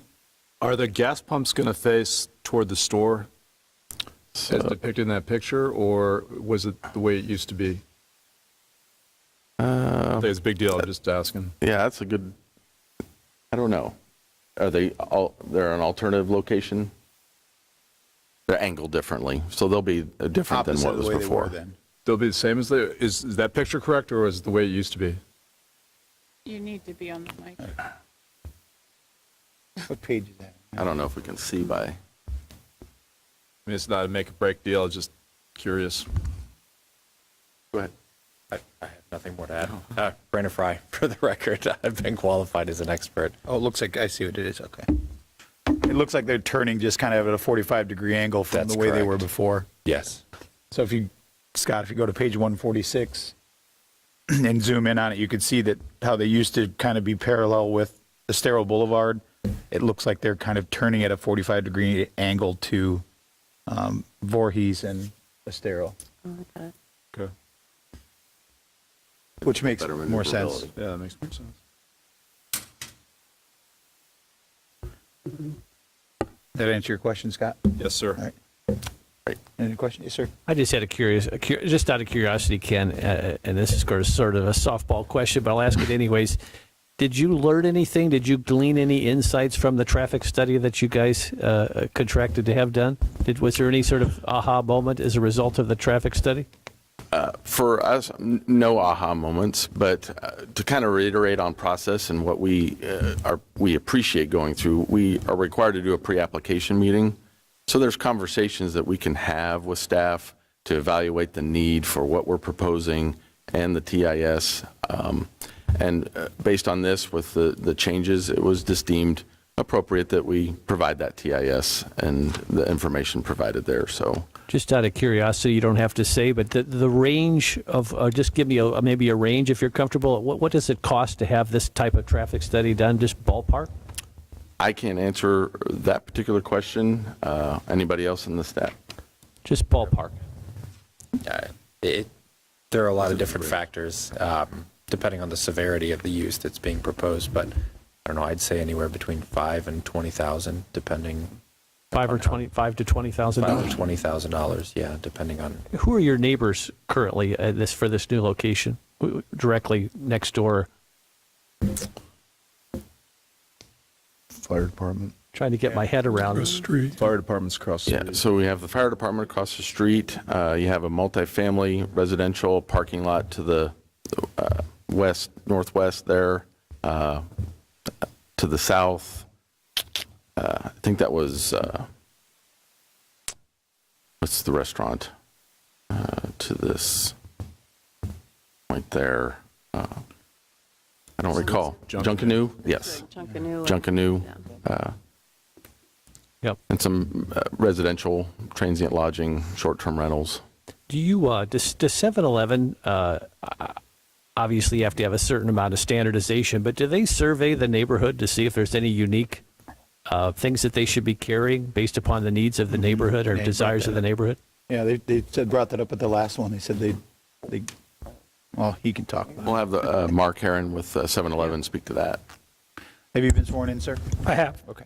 Mark Heron with 7-Eleven. And yes, we do. Actually, our company's founded on a principle of what's called retailer initiative. So every store has the right to customize its assortment for its neighbors. We allow our franchisees to go out and purchase things. If we don't supply them, they can go out and purchase things. So things like activities for the beach wear, fishing, that's all going to be customized by location.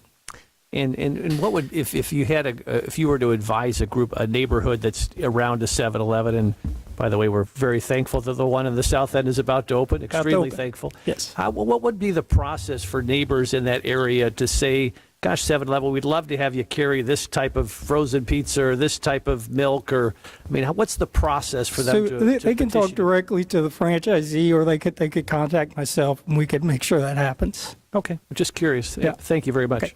Mark, before you run off, since the Vice Mayor brought it up and has been so diligent about staying down there and keeping your crews on task, do you have any updates on that south one that you are ready to, or you Yes. could potentially give We dates? are going to take it from construction tomorrow. So construction is complete. Operations will go in. We need about 3 weeks to get it stocked and open. We're planning to open it on 4/8, and then the following Friday will be our grand opening event at the store. But it'll be open to the public 4/8. 4/8. Yes. Thank you for that update. 4/8, so that we can take, that's official then now? official. You just Yes. made that official? Because, Yes. okay. 4/8 is official, 6 a.m. at 4. I didn't mean to steal your thunder there. No, Vice I'm Mayor. just, I thought it was 4/4, but I'd like the 4/8's just fine. That's beautiful. Thank you. Yeah, What are your hours going to be? It's going to be 24 hours. 24 hours. Yes. That may adjust after we open, but when we open, we will open 24 hours and we'll see what traffic looks like at night. But more than likely, we're moving to a 24-hour location. We opened Sanibel a couple of weeks ago. It's operating 24 hours. There's plenty of traffic out there at night to support us being open. So not to put you really on the spot, but if it's 4/8 and you're open 24 hours a day, do you open at midnight? Do you open like at 7? we're going to open at 6 a.m. on the 8th, and then we'll be open 24 hours from there. I think I know who the first customer is going to be. We're standing in line. Will you have donuts there? That's the next question for John. Yeah, we get donuts fresh every day from our bakery. We will have donuts. There's a lot of on 4/8. anticipation, so thank you. Yes. The biggest question I get is, are you still going to have those quick-made pizzas? People are waiting for their Yes. pizza. Yes, we are going to have pizza. We have 3 types of pizza. It takes 3 minutes to cook a whole There you pizza. We'll have some type of special going. We'll give away free things for the first 5 weeks. So there'll be a free pizza, free hot dogs, free coffee. So there'll be a lot. Got some really nice fishing shirts that we're going to give out the day of the grand opening that has Fort Myers Beach Strong on it. So lots of things for the community on our grand opening event. I saw you had a nice cappuccino machine in there already installed. Cappuccino, yes. Iced coffee. Nice coffee. Yes. Can I offer a disclaimer? Can I offer a disclaimer, Mayor? There's going to be traffic, folks. Just be ready. It's not going to be easy getting in and out down there. Just be ready. The town knows it already. Everybody should know it. Ed, patient. you got it? All right, thank you, Mark. Thanks. Nothing we can do about it. Do we have any other questions for Ken and his group? I do. You briefly mentioned the electric charging stations. Is that something that you're doing for sure, or is that by demand, or how is that going to come about? It's an evaluation based on the need. When we worked with staff, it was identified that in order for us to ensure that it could be done, we wanted to make sure that was in our schedule of uses identified on the master concept plan. So it's not necessarily for sure, but the trend obviously is that's where things are headed. And so you want to have that availability for that type of fueling. So the last charging stations that we had were by Yucatan in that parking lot. Are those, I don't even know, are they back or not back, or what is happening with those? The town lot or the private lot? Private. I think it was a I don't private know. lot. So that would be. I know that I've looked into it. We worked with somebody a couple years ago, but that contract expired or something. It went away. So I have looked into it, but I think that was a private lot from what Amy's saying. Yeah. So in essence, right now, if you did that, it would be the only charging stations on the island. And you weren't considering that for the north end up by Primo?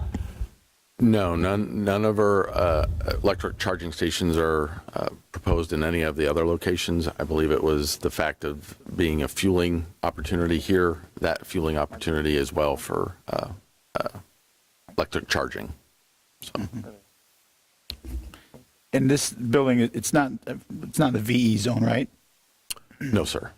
Are you still planning on dry flood proofing this one or no? Yeah, we'll have to meet all the requirements for the appropriate flood proofing for Because we're building a grade the level. location. Yes, sir. That's it. All right.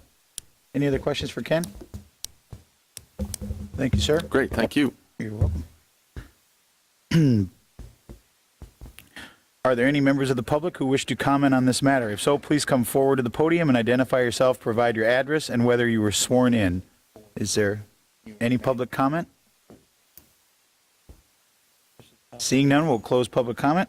Are there any additional comments from or rebuttal or closing statements from the applicant? Guessing no. Okay, I will now close the public hearing and request a discussion or a motion from town council to approve with conditions, or deny with reasons, or a continuance to a time certain. I'll move ordinance 24-05 DC 1202 30194 3051 Estero Boulevard. Got a motion by Counselor King. Are you adding the conditions of approval, Counselor? Does it need to be in there since it's already been recommended? This is simply a motion to continue it for second hearing, or to move it, schedule and move Not a it to, continuance. right, move it to second hearing. Right, but my question is, there are conditions here that need to be part of the record to move it forward? I believe it's part of the recommendation from town staff. Okay. Just wanted to clarify that. Thank you. We got a motion to move this to the second reading by Counselor King, Second. seconded by Vice Mayor Adderholt. Any further discussion?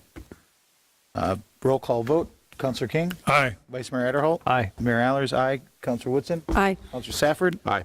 Motion carries unanimously.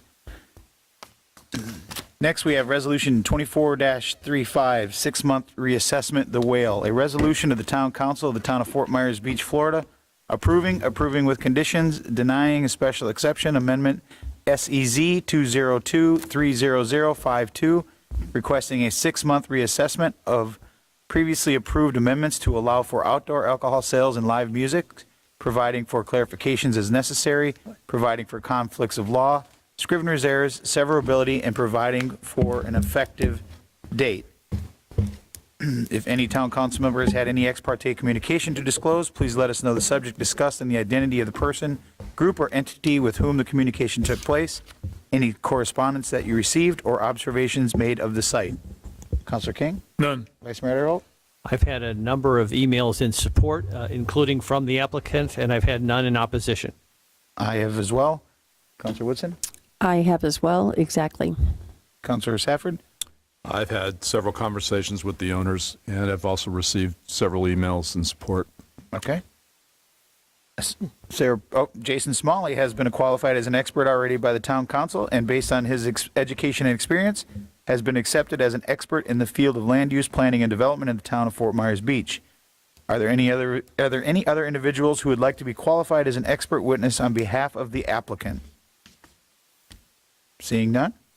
As a property owner or applicant seeing a copy of the agenda, backup materials from staff.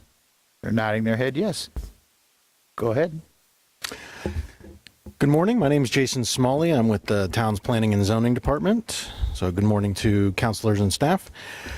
Today is a request before you to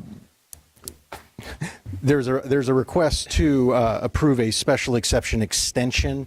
The previous special exception was due to the loss of the Whale building, and so they needed to come in to amend some prior approvals. Today's special exception is a continuance of that. If I may, I'd like to go through the conditions of approval that were the real crux of what they have come in for. The request before you today is to allow for music, outdoor music, to be played. The conditions of approval included things such as the ability to have the town council to have the applicant come back on a 6-month period to assess whether or not those mitigation of any noise nuisance or other nuisances for neighbors could be addressed. Included in that limitations, the live music was allowed, but drums were disallowed as part of that approval. Included in the approval was also the allowance for amplified music until 6:30 p.m. on Sundays through Thursdays, after which the amplified music could not be any louder than 65 decibels, as long as the remainder of the conditions are upheld, such as not having drums there. The amplified music is also allowed Friday and Saturday. Those times are being controlled by the town's noise nuisance, and so that would be enforced by the sheriff's office as well. There are a couple other boilerplates in there that don't deal with the actual use on the site, but staff is bringing before you the 6 conditions of approval that were approved last time, including the requirement to have them come back in 6 months if they have not begun construction of the building, which we don't expect that they would be done by that point. If there's any questions for staff, we're here for that, and then obviously the applicant is here as well. So if they have to come back in 6 months, they don't have to pay for another request for a variance, or will they have to pay again? Staff cannot waive that, so ostensibly that would be the determination by town council if they'd like to waive that cost if you bring them back in 6 months. Okay. Any questions for staff? I have a question. You said did you say if they haven't started building in 6 months, or they're not built in 6 months? Well, they're not built. One of the portions of the conditions of approval is that whichever happened first, either the expiration of the 6 months or them going back into a building where they could do these activities inside of a building. Staff is not expecting that they will have a building ready in 6 months for them to go back into. So if all of the conditions of approval are kept, they would be obligated to come back in 6 months from today to go through this same process. I'm looking at B on the condition of approval. It says, until construction of a new building has begun, whichever happens first. Yeah, we aren't expecting that construction is going to begin either. So if you'd like to amend those, obviously this would be the time to do it. But as of right now, we would expect them to be back here in another 6 months if they continue any of those uses on site. Okay, we'll get that answer from them. Any other questions for staff? All right. The applicant, please proceed with your presentation of this item.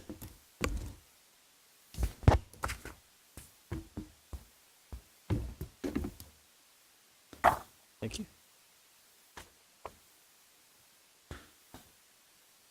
For the record, they are handing out what appears to be decibel readings from 12:05,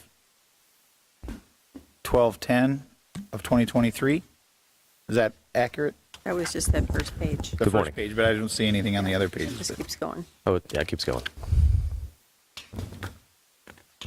And for the record, that's the same list of decibel readings that I handed to the LPA. Yeah, it looks like it goes from 12:05 of last year till 2/26 of this year. Correct. Go ahead. Good morning, Mr. Mayor and Council. I'm Greg Von Krumrig, the managing partner of the Whale. And yeah, we're here today to have that, our special exception extended for another 6 months or until we begin construction, which we are hoping is far, far sooner than 6 months from now. So, but that's why we're here today in front of you. So did that answer anyone's question as far as this? So you're hoping that you'll be starting construction within 6 months and not have to come back? Correct. Okay.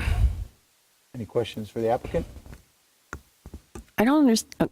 I don't know if it's for the applicant or for staff. What is the holdup for still 6 months? That's the part because I know that everyone's been working diligently on this. Is there some certain thing that is happening either in the construction or built or for another 6 months, maybe not to be under construction? I believe we are expecting to submit our final permits, our plans for permits, I believe this week. But that's probably a better question for Mike or maybe for staff.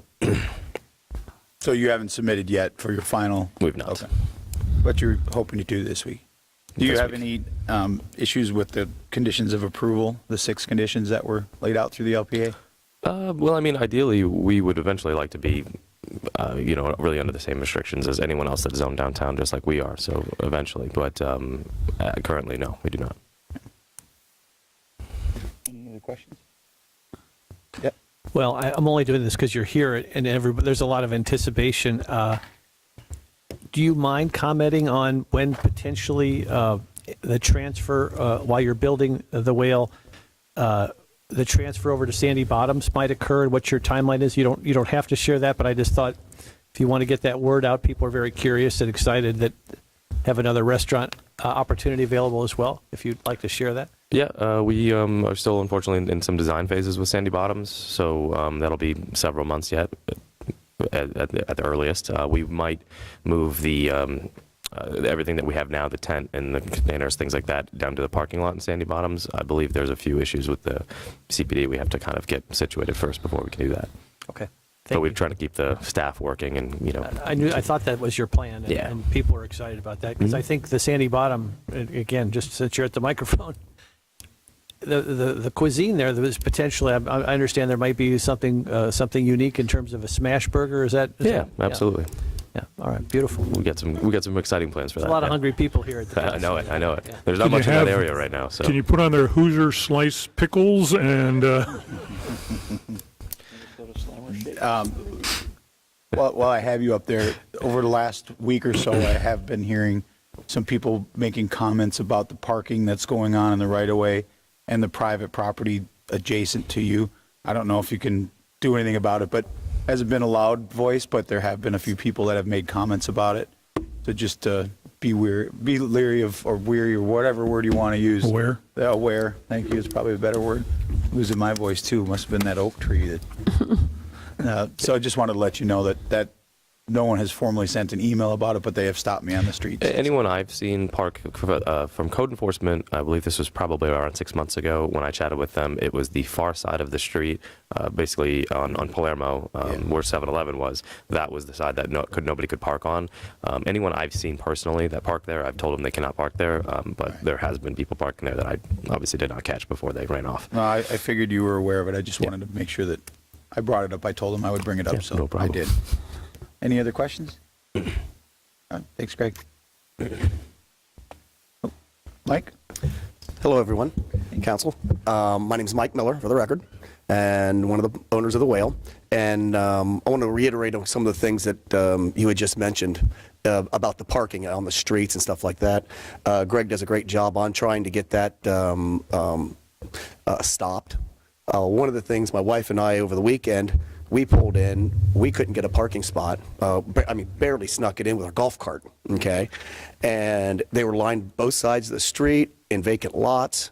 We walked into our facility and it was half empty. So what people are coming and finding out is that, hey, let's go park at the Whale for free because we don't charge for parking. And then we literally see them get out of their vehicles on the side of the street and head straight to the beach, or they're heading to Margaritaville or wherever they're going to go. So I just want to reiterate that because we were at literally half of our tables were empty and our parking lot was buried, as well as the streets. So, very good point. Glad you brought it up. So we want to do everything we can to help out. And also, like Greg said before, we want to be just the same as everybody else with these regulations. Once we build the new building, plans should be going in this week. It's going to take 12 to 14 months to build. This will obviously expire because hopefully, as soon as we can get the permits stamped and we've done all the DOs and they're like ready to hand this thing to be rubber stamped and comments and whatnot. But we would like to have the same as everyone else. The same hours of operation for, outdoor entertainment. Outdoor entertainment, it's not like the pool at Margaritaville. We're still going to be inside of a structure. We're not going to be like sitting in our parking lot having music. Like our first and third floor are going to be open air. We might have an acoustic person, or one man acoustic person playing with throughout our speaker system. Obviously, we can control it very easily, and it won't be very loud. But on the same token, more than likely after we do break ground, you might be seeing my smiley face in here again going, hey, let's get this outdoor amplified music restriction eliminated and follow the current guidelines of what the town has for the downtown area. Appreciate that. Let's get through this one first. You know it. I can appreciate that. All right. Any questions? Mike? No? Thanks, sir. Great. Thank you. We'll open it up for public comment. Are there any members of the public who wish to comment on this matter? If so, please come forward to the podium and identify yourself, provide your address, and whether you were sworn in. Is there anyone that would like to speak during public comment? Seeing none, we'll close public comment. Are there any rebuttal statements from the applicant? They're shaking their head no.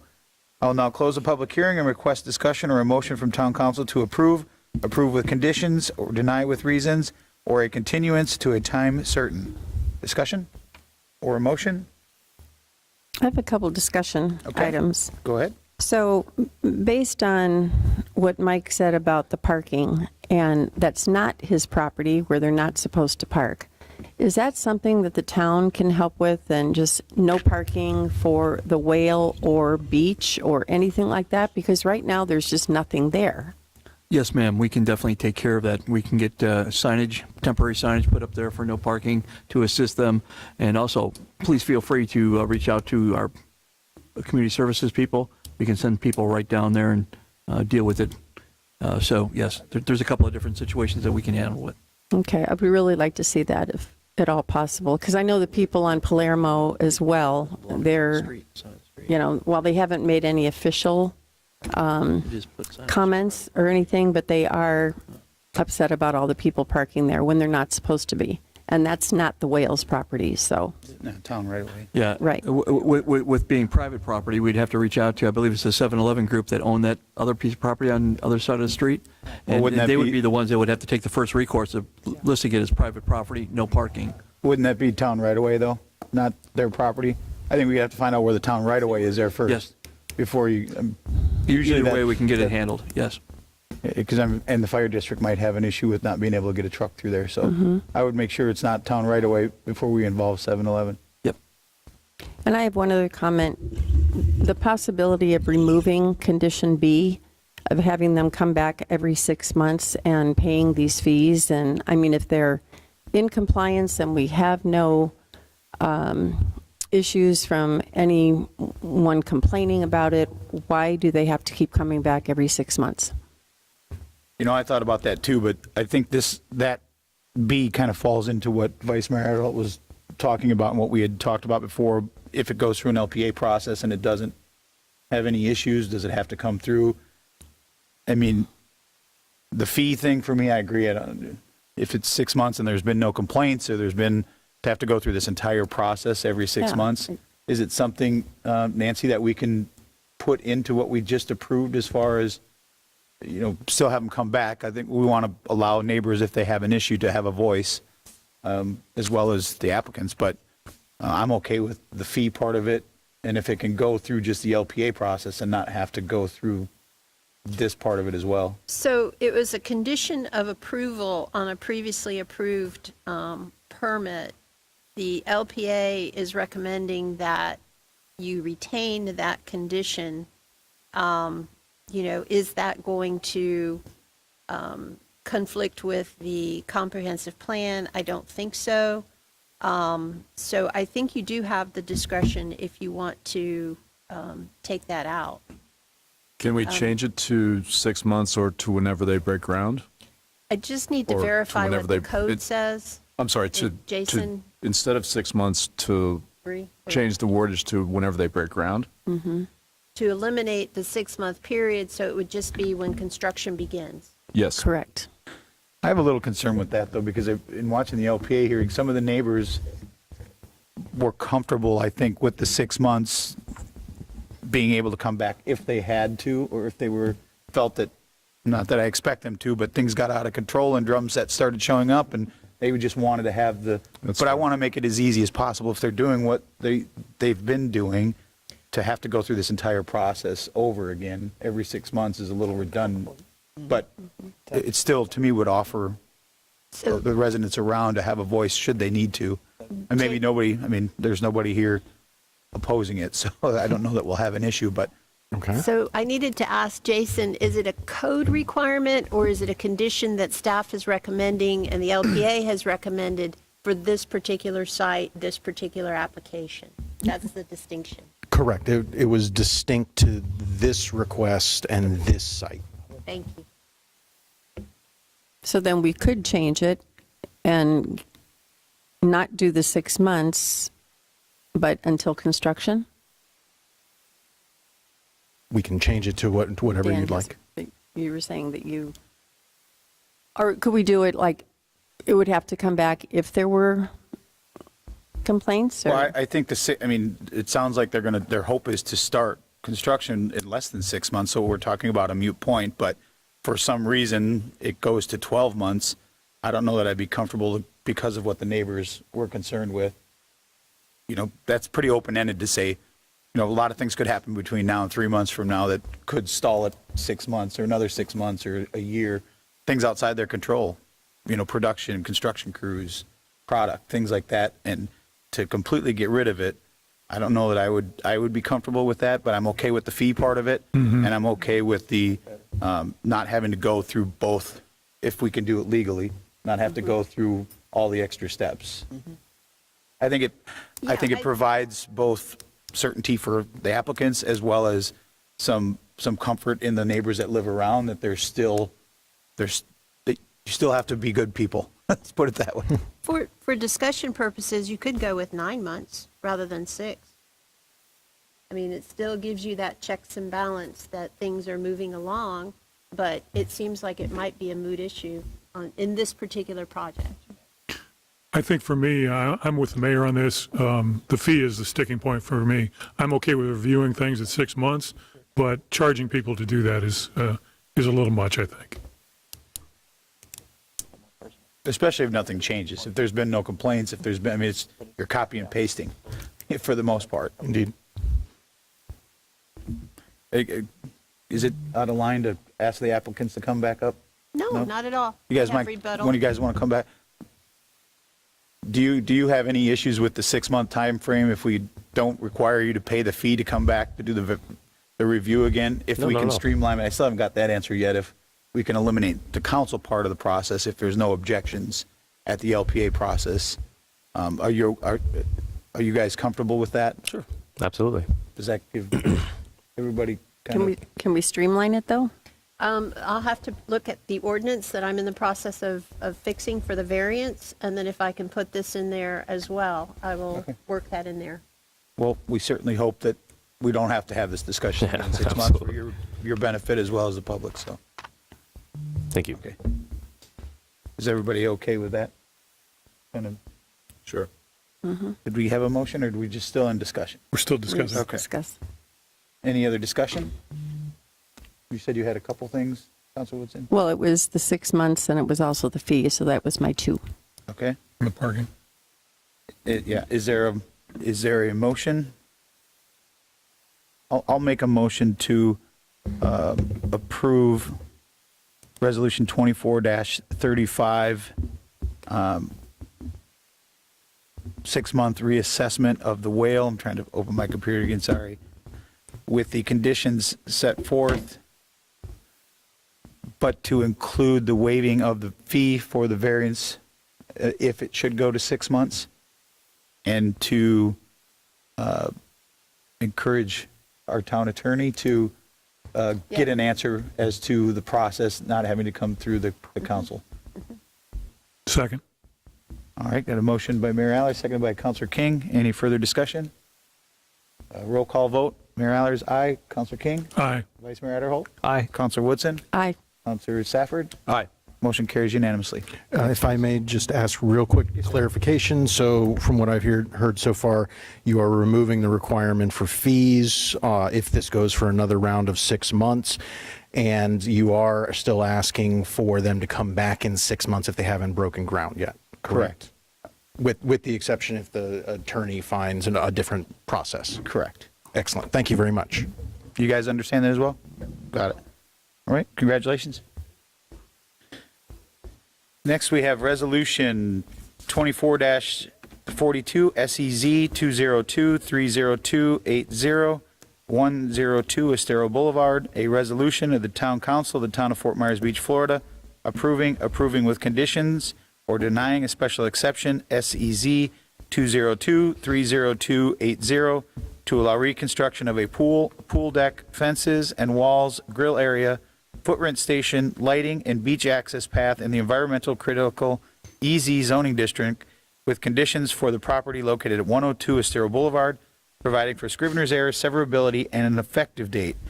If any town council member has had any ex parte communication to disclose, please let us know the subject discussed and the identity of the person, group, or entity with whom the communication took place and the correspondence that you received or observations made of the site.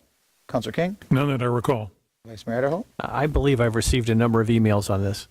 I have as well. I also went by the site. I received a lot of emails. I've also gone by the site. Councilor Safford? The same for me. Okay. Sarah Prost has been qualified as an expert already by this town council, and based on her education and experience, has been accepted as an expert in the field of land use, planning, and development in the town of Fort Myers Beach. Are there any other individuals who would like to be qualified as expert witnesses on behalf of the applicant at this time? All right, seeing none. Has a property owner or applicant seen a copy of the agenda and backup materials from staff? Anyone? Okay, go ahead, Sarah. You're fine. Oh. Have you received the documentation from staff? Okay. Mr. Mayor, may I ask also if the applicant has any questions regarding the ex parte disclosures? Because the statements were made that emails were received. Do you want further information about those emails or? Okay, so those of you that made the disclosure concerning the emails, could you say if they were in support or who they were from or the context Vice of Mayor, it? So go if he ahead. needs to dispute that. Yeah, I don't think it's anything of a controversy, but there has been a litany of emails from residents in this facility, some in support of what I think we're talking about today, but some also expressing concerns about some things going on at the Pink Shell, which I know is a separate issue, but it gets a bit confusing for us. But I think the emails that I've received have been in support of this particular project. I haven't received anything in opposition, I don't believe. I think that was well said. There's some are being kind of mixed together with what's going on next door, so. And just for the record, despite having received the emails and reviewed it, you're still here today with an open mind, listening to the testimony. Yes. Absolutely. Sarah? Good morning. Sarah Probst with Community Development. Pink Shell Vacation Villas, not to be confused with Pink Shell Resort, located at 102 Estero Boulevard, has applied for a special exception to allow the replacement or repair of accessory structures that were in the environmentally critical zoning district on the common element portion of the condominium property prior to Hurricane Ian. These structures include a pool, pool deck, pool fence, and knee wall, at-grade paver path to the beach, a foot rinse station, and a grill area including lighting, pavers, and movable grills. No gas connection is proposed. The grill area is proposed to be moved approximately 8 feet closer to the side lot line, not towards the beach. The applicant is requesting the special exception through the ordinance amendment to Section 34-652E that allows reconstruction or renewal of primary structures and major accessory structures partially or fully within the EC zoning district, with the approval of a special exception. The EC zoning district is the land seaward of the 1978 Coastal Construction Control Line. This condominium was constructed in 1976 prior to the creation of the 1978 CCCL. The applicants are not proposing any additional development in the EC beyond what was in existence prior to Hurricane Ian. At the LPA hearing on February 27th, the LPA unanimously recommended approval of the request. The staff is available to answer any questions you may have, and there's also a representative from Pink Shell Vacation Villas if you have questions. You know what, just, I think I made a mistake, Madam Attorney. I do have a conflict of interest with this one, and I totally glossed it over until just now. Okay. So, Can you disclose on the record the nature of your conflict? yes, I have a business agreement with the Pink Shell Resort. Okay. That's And the so, Well, this, I'm sorry, say that again. oh, I just saw Pink Shell Vacation Villas. So that's still the Pink Shell. No, it's not. They are separate entities. Yeah. So Pink Shell Resort Okay, is... then I panicked for nothing. Yes. So Pink Shell Vacation Villas is the condominium My that is directly apologies, and I'm adjacent to sorry, the I beach. just, it rang a bell when I read Pink Shell Vacation Villas. That's So okay. We're going to blame a pickleball injury for that. I did get whacked in the head a few times. Not enough. Not enough. Never mind, sorry about that. Move on. Is that Ed? I disregard That's fine. my So complete can you- lack of judgment. Do All you right. have any questions for staff or the applicant? I would love to have the applicant just give us a thumbnail sketch of what you're trying to accomplish.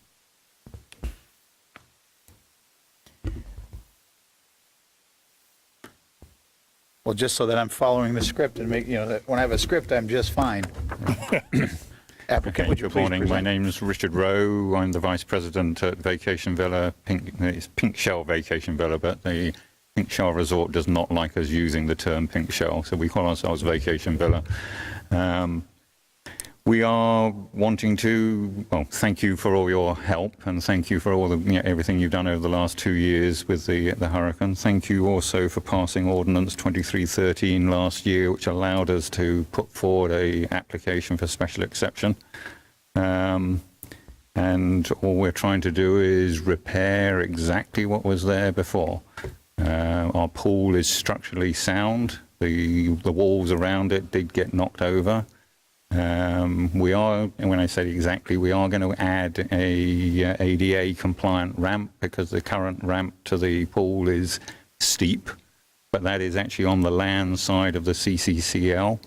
And I think, as Sarah mentioned, we are moving our barbecue area by about 8 feet just so that it drains more towards the beach rather than under our building. Otherwise, we're doing nothing additional. It's all what was there before. We're ready to go. We just want your approval. Would you mind if I asked, because of some of the confusion between you and Pink Shell, could you just describe how your structure, are you a traditional condo? Are you a timeshare? We're a traditional condominium. We have 30 units, yes. Thank you. Any other questions for the applicant? You don't have any issues with the conditions of approval? I think they were clarified. I mean, but we just need to get, we're ready to go. I mean, as soon as we can get approval, we want to get on with the work. I mean, so, Appreciate it. Thank you. Any other questions for the applicant? Thank you, sir. Thank you. Are there any members of the public who wish to comment on this matter? If so, please come forward to the podium and identify yourself, provide your address, and whether you were sworn in. Is there any public comment? Seeing none, we'll close public comment. Are there any additional comments or rebuttal or closing statements from the applicant? He's shaking his head no. I will now close the public hearing and request discussion or a motion from town council to approve with conditions, deny with reasons, or a continuance to a time certain. Is there a discussion or a motion? So this one, Mr. Mayor, is a special exception, so we don't have to continue it. I think your vote would be final today. I'm just reading from your script. Oh, well, ordinances. So this one is a resolution. Okay. So don't have to read that last number 4 anymore. Correct. Got it. Okay. I'll move Resolution 24-42 for approval. A motion by Councilor King. Is there a second? Second. Got a second by Councilor Woodson. Any further discussion? Roll call vote. Councilor King? Aye. Councilor Woodson? Aye. Councilor Safford? Aye. Vice Mayor Adderholt? Aye. And Mayor Allers is an aye. Motion carries unanimously. Congratulations. Thank you. Next, we have item F. This is, we are going to open this, and then it's going to be moved to a time certain. So we will open it, take public comment, and then close it. It is Resolution 24-41, SEZ 202-30202 for 1028 First Street, a resolution of the Town Council of the Town of Fort Myers Beach, Florida, approving with conditions or denying special exception, SEZ 202-30202, requesting consumption on premises to allow a bar/cocktail lounge within 500 feet of a park for the property located at 1028 Fifth Street, providing for clarifications as necessary, providing for conflicts of law, Scrivener's errors, severability, and providing for an effective date. Before we go, it says 1028 First Street, but it says Fifth Street, so there's a mistake in there. It's actually Fifth Street, not Fifth Street. not First Street. Nancy, do I have to go through all of this, even though we're not going to? No, I think if you, as you stated, if you'd like to take any public comment, and then I believe that it's the applicant who's requesting a continuance of this item to a date certain. But if Correct. there are members of the public present, Okay. we can accommodate them. Are there any members of the public that are present that would like to speak on the resolution 24-41 for 1028 Fifth Street? Seeing none, we'll close public comment. Is there a motion to, Continue to a date certain. is there a motion to continue to a date certain, which I believe is April 1st? Andrew, is that correct? No? Who's Andrew? Oh, yes. Jason. Andrew? Never mind. Jason, sorry. That is correct.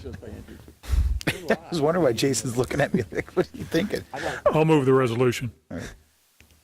Move to continue to a date certain? Yes. Got a motion, I'll second. Is there any further discussion? Roll call vote. Councilor King? Aye. Mayor Allers, aye. Vice Mayor Allers? Aye. Councilor Woodson? Aye. Councilor Safford? Aye. Motion carries unanimously. Next is Resolution 24-40, SEZ 202-30293, 923 3rd Street, a resolution of the Town Council of the Town of Fort Myers Beach, Florida, approving with conditions, or denying special exception, SEZ 202-30293, requesting a special exception from LDC 34-3238 2E4A, which requires an increase to the number of residential bedrooms which may be developed within utilizing the post-disaster build-back ordinance for the property located 923 3rd Street, providing for the clarifications as necessary, providing for conflicts of law, scrivener's errors, severability, and providing for an effective date. If any town council member has had any ex parte communication to disclose, please let us know the subject discussed and the identity of the person, group, or entity with whom the communication took place, any correspondence that you received, or any observations made of the site. Councilor King? None that I recall. Vice Mayor Adderholt? None. Just driven by it a few times. Councilor Woodson? None, but I know the property well. He's my neighbor. Councilor Safford? I had a brief conversation with him a couple weeks ago. Okay. Jason Smalley has been qualified as an expert already by this town council, and based on his education and experience has been accepted as an expert in the field of land use, planning, and development in the town of Fort Myers Beach. Are there any other individuals who would like to be qualified as expert witnesses on behalf of the applicant at this time? Seeing none, as the property owner applicant seen a copy of the agenda, backup materials from staff. He's nodding yes. Go ahead. Excellent. Again, my name is Jason Smalley. I'm with the town's Planning and Zoning Office. So the reason for this request today is during your most recent amendment of the town's post-disaster build-back policy, while the allowance to use the full footprint of the house for rebuild was allowed for in that amendment, including the lower area, it did limit the number of bedrooms to the number that existed previously and created a pathway through this process, a special exception, to come in and request additional rooms in conjunction with the approval to have additional space. So that's what the applicant is coming in today for. He is requesting additional rooms, a total of 6, whereas previously staff can validate 3 bedrooms in the unit. So the request today really is just to discuss how many bedrooms they could feasibly have. Staff has recommended a couple specific conditions of approval. I know that the applicant had some questions about those at the last LPA meeting. Staff is here for any questions that you may have about the staff report or any other issues, and the applicant, Mr. Mostero, is here as well. Jason, what was the specific reason for the denial recommendation from staff? I think it largely had to do that we don't have a very good history of how to assess this, but I think it also came down to the fact that when we did the analysis, we came up with an average number of bedrooms in the surrounding neighborhood of approximately 3.2. So the applicant's request is almost double what the average pre-storm number of bedrooms were. So I think the staff had a concern and wanted to bring up the fact that we would be talking about double bedrooms, double the number of bedrooms, and possibly double the number of people that it could feasibly entertain for short-term rentals. So we wanted to be very careful about how we assess this. And again, we don't have any history to go by about how the town council has looked at these reviews or really what performance indicators we should be looking for. I think as this process goes on, we'll have more of a background to be able to look back on and see what the concerns were. Okay. Any other questions for Jason? Yes, sir. Jason, if I remember watching this at the LPA, but I don't remember what the vote was. Did it pass out unanimously? Yes, absolutely. The voted LPA was 7-0 to recommend approval. And then there was some discussion there about whether or not the process could be further streamlined, but staff didn't get involved in that. But this particular proposal received a 7-0 vote. This particular approval got 7-0 approval, recommendation for approval, I should say. Thank you. Was that with or without the conditions that you had suggested in They kept all 4 of the conditions. The 2 with actual meat to it were the requirement to ensure that he is going to have 4 parking spaces on site, and then staff recommendation to have the applicant plant buffers just to help tamp down on any possible noise nuisance that might be created by an increased number of renters. And really, that's concern about neighbors that might be on the side, not necessarily Moss Marina behind them. Thank you. And in that condition too, there's really, I mean, just as a landscape buffer, so there's really no, I mean, that could be a dandelion. We could get more prescriptive and call for heights, but I don't think we wanted to go there. It was really just the ability to allow town council to discuss whether or not you believe there was any need for any sort of mitigation for the residential neighbors to them. Okay. Any other questions for Jason? Thank you. Excellent. Chris?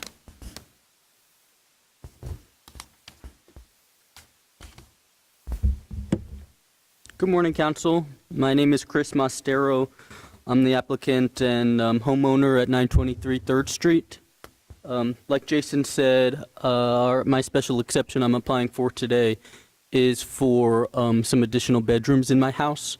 When the post-disaster build-back policy was passed or recently revised by you guys, it was said where our square footage can be utilized based on our under roof space. And on the first floor of my house previous to the storm, there was an upstairs living space, and then downstairs was halfway enclosed, and then the other half was a parking area, carport, laundry area.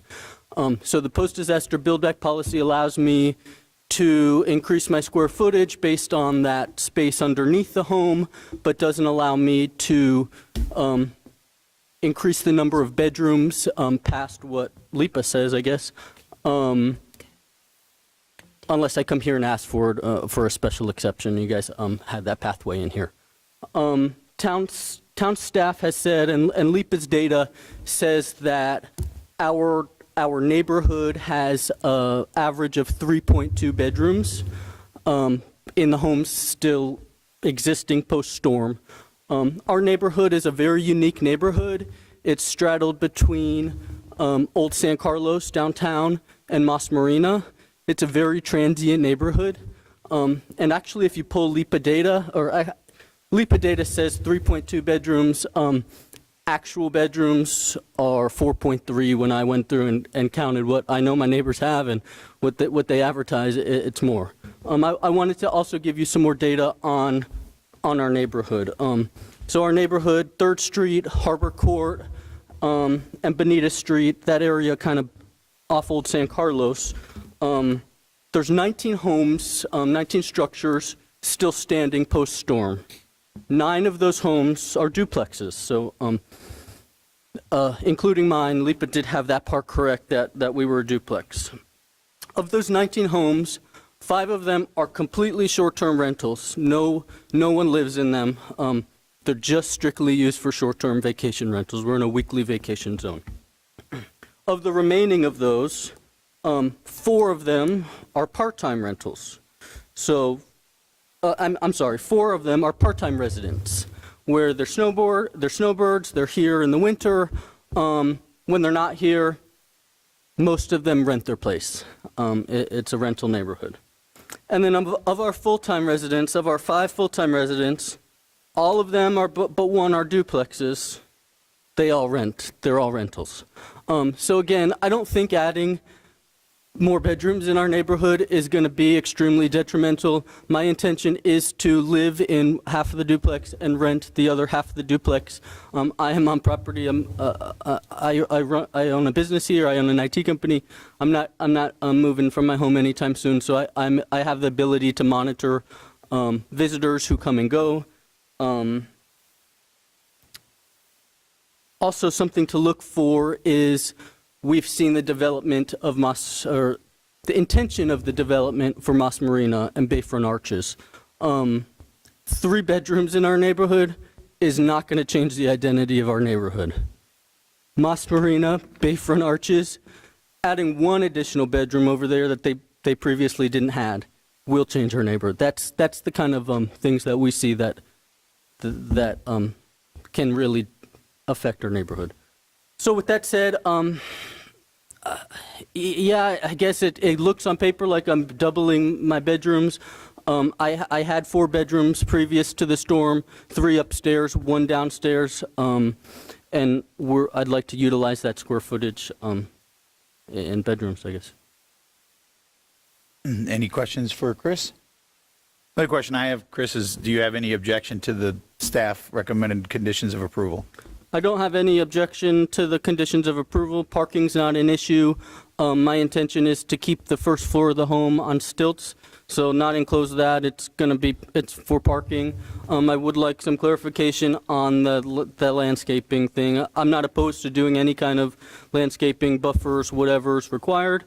I'm not sure how landscaping can affect. I'm putting a bedroom 15 feet up, but I guess for parking purposes and things like that, I'm happy to do whatever's landscaping, and just need some clarification on that. I'd like. Okay. So I think, Chris, if I'm not mistaken, the houses on both sides of you are rental, correct? The house on the one side of me is a full-time rental. Mm-hmm. The house on the other side of me is a full-time, not a full-time resident, a part-time resident. She's part-time, and then she rents the other. She didn't previous to the storm. They've expressed that they're interested in doing that, but they didn't because it's previous to not the back storm. to normal yet. I don't think. Not quite. Not quite. Yeah. Okay. Chris, if you don't mind, just so I'm clear, so if this passes today, you'll in essence have a duplex, and you'll live at one side of the duplex and rent the other side, is that right? Correct. Right, Yeah. thank you. Okay. Thank you, Chris. Just a quick question for Jason about the landscaping. What would be the staff's recommendation to give him some clarity for the landscape buffer? So I think, and I really appreciate him actually bringing up the crux of the issue. We're not necessarily concerned with the upper floors. They'll be enclosed. It's people hanging out downstairs, just utilizing that area. So for staff, we didn't want to get into a fact of requiring him to do a fence, but if he, as part of his redevelopment, wants to do a fence, I think that does the same concept. Otherwise, I think staff would be happy with just making sure that he has between 4 and 6 foot high hedges planted on the sides. We don't necessarily think that the back is going to be useful, but again, just to buffer some noise from that ground level on the sides. The 4 to 6 foot would be the normal allowed for fence heights, and he could go in there and plant that. Is there a class number for that, or I mean? Is there a determination in the code for that height of type whatever landscape buffer? What is that? Well, it wouldn't be a tight buffer because that's generally going to be for commercial uses. Okay. But what I'm envisioning is the same requirements and height limitations that you would find on normal fences with 4 feet on the front until you get past that first 25 feet of the property, and then it can go up to 6 feet. And then they can do 6 feet hedges all the way around.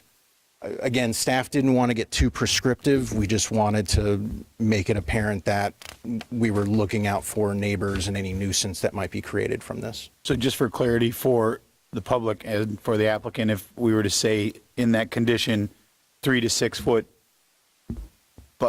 vegetation buffer or a fence? I think either one would address the concerns from staff, absolutely. Okay. And is there any objection? No. All right. Thanks, Jason. We'll make the changes. Thank you. We'll now open this up for public comment. Are there any members of the public who wish to comment on this matter? If so, please come forward to the podium and identify yourself, provide your address, and whether you were sworn in. Is there any public comment for this resolution? Seeing none, we'll close public comment. Any rebuttal comments from the applicant? No? I will now close a public hearing and request a discussion or a motion from town council to approve with conditions, or deny with reasons. Is there any further discussion or a motion? I'll make a motion to approve Resolution 24-40 SEZ 202302 93, 923 3rd Street, with the amendment to condition number 2 in the staff report to read 3 to 6 foot vegetation buffer and/or a fence. I'll second. Got a motion and a second. Any further discussion? Roll call vote. Mayor Allen is aye. Councilor Woodson? Aye. Councilor Safford? Aye. Vice Mayor Adderholt? Aye. Councilor King? Aye. Motion carries unanimously. Thank you.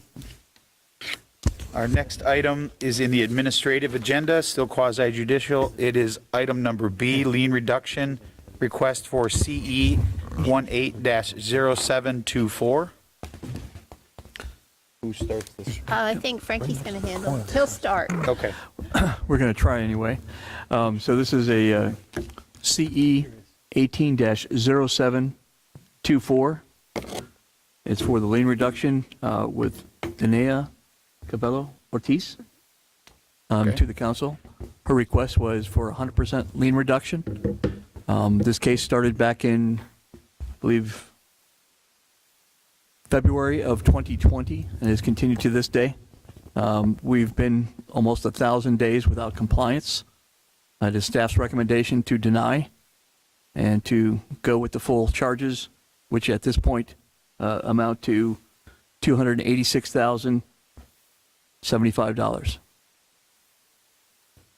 Okay. You said- Nancy, this is, you done, Frankie? Yeah. I know this is a newer one for us. I don't. It is. If I can just give you a little bit of an overview. Please. And actually, today, these 3 lien requests are for the same property, but they are different liens, so we would have to have a vote separately on For each one. Okay. What your code has is basically a 2-step process for these lien reduction requests. The first step is the submittal of an application with documentation to the town manager, who then looks at the documentation, has criteria that applies, but the primary criteria on that first part of it, the step, is whether or not the property is in compliance.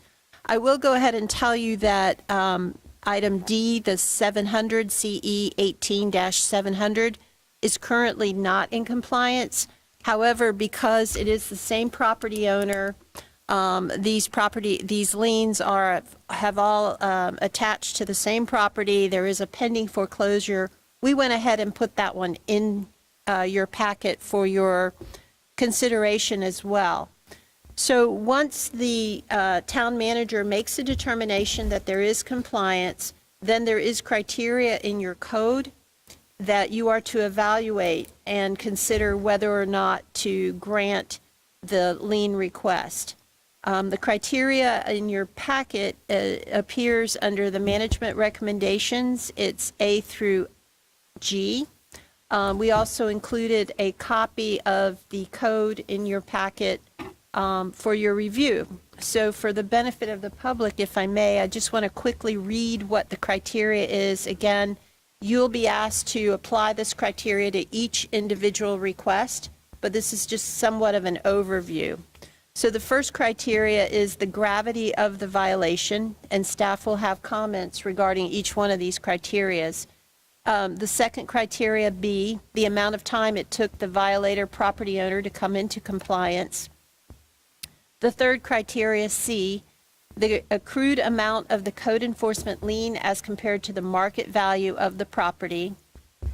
D, the fourth, whether there is a prior recorded mortgage on the property, and if so, whether such mortgage is in default, and or whether the principal amount of the mortgage is of such a magnitude that it would not be practical for the town to initiate a lien foreclosure. The next one, E, any previous code violations of the applicant owner. F, consideration for the future or proposed use of the property for public purpose. G, the number and status of all other properties owned by the applicant owner in Lee County, Florida. So you are to take these criteria into consideration, and it is the burden of the property owner to bring you evidence and proof and evidence that is competent substantial, which could be her testimony today. However, based on what was in the record, and we'll go back now to the very first one, which is CE 18-0724. I believe it was staff's opinion that there was not sufficient competent substantial evidence to show that the criteria had been satisfied. So Frankie, if you would like to review what staff's findings were regarding the criteria for the very first one, I believe it's on page 457 of your materials. 7. We're getting there. My computer crashed. Just one moment.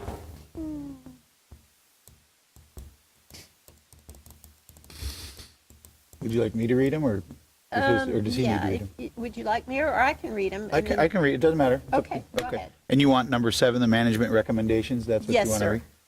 The management recommendation to the town council is to deny the request SEC 2-432 of the Town of Fort Myers Beach Code of Ordinances identifies criteria for review of a request for a lien reduction and management's reasons for denial and highlighted below. A, the gravity of the violation of unpermitted roof repairs created a risk to the welfare, life, and/or safety of the community when the property was not in compliance. B, the amount of the time it took the violator/property owner to come into compliance. It took the owner 1,144 days to come into compliance. C, the accrued amount of the code enforcement lien as compared to the market value of the property. The accrued fine in the amount of $286,075 is nominal compared to the market value of the property, which is actively being marketed for sale at $1,599,900. Whether there is a prior recorded mortgage on the property, and if so, whether such mortgage is in default, and or whether the principal amount of the mortgage is of such a magnitude that it would not be practical for the town to institute a lien foreclosure action. Per the application, there is a mortgage on the property where $341,000, including the amount in default, is owed. E, a previous code violation of applicant/owner. The particular property owner also has 2 other violations where there have been liens filed against the property. CE 18-0700, remodel without a permit, is a violation that is still not in compliance, and daily fines continue to accrue. CE 20-0597, rentals for less than 1 week, is a violation now in compliance with an accrued fine of $12,075. Furthermore, this lien is included in the pending foreclosure case initiated by the town. F, consideration for future or proposed use of the property for public purpose that's non-applicable. And G, the number and status of all other properties owned by the applicant/owner in Lee County, Florida. This is the only property Dania Carballo Ortiz and Daisy Garcia own in Lee County. So it would be appropriate at this time to hear from Ms. Ortiz. Mr. Ortiz? On which one? The first one, First one, for unpermitted roof repairs. So the roof repair, got to pull that mic forward and identify yourself, please. Dania Carballo. Okay. I'm the owner. Well, my mom and I both own the property. Could you speak a little loud? I can't Yeah. even hear. So my mom and I both own the property. Daisy Garcia, she's one of the owners. Dania Carballo, I'm the other owner. The roof repair was done. We had a violation because it was said that we had redone our roof, although there was a roof repair.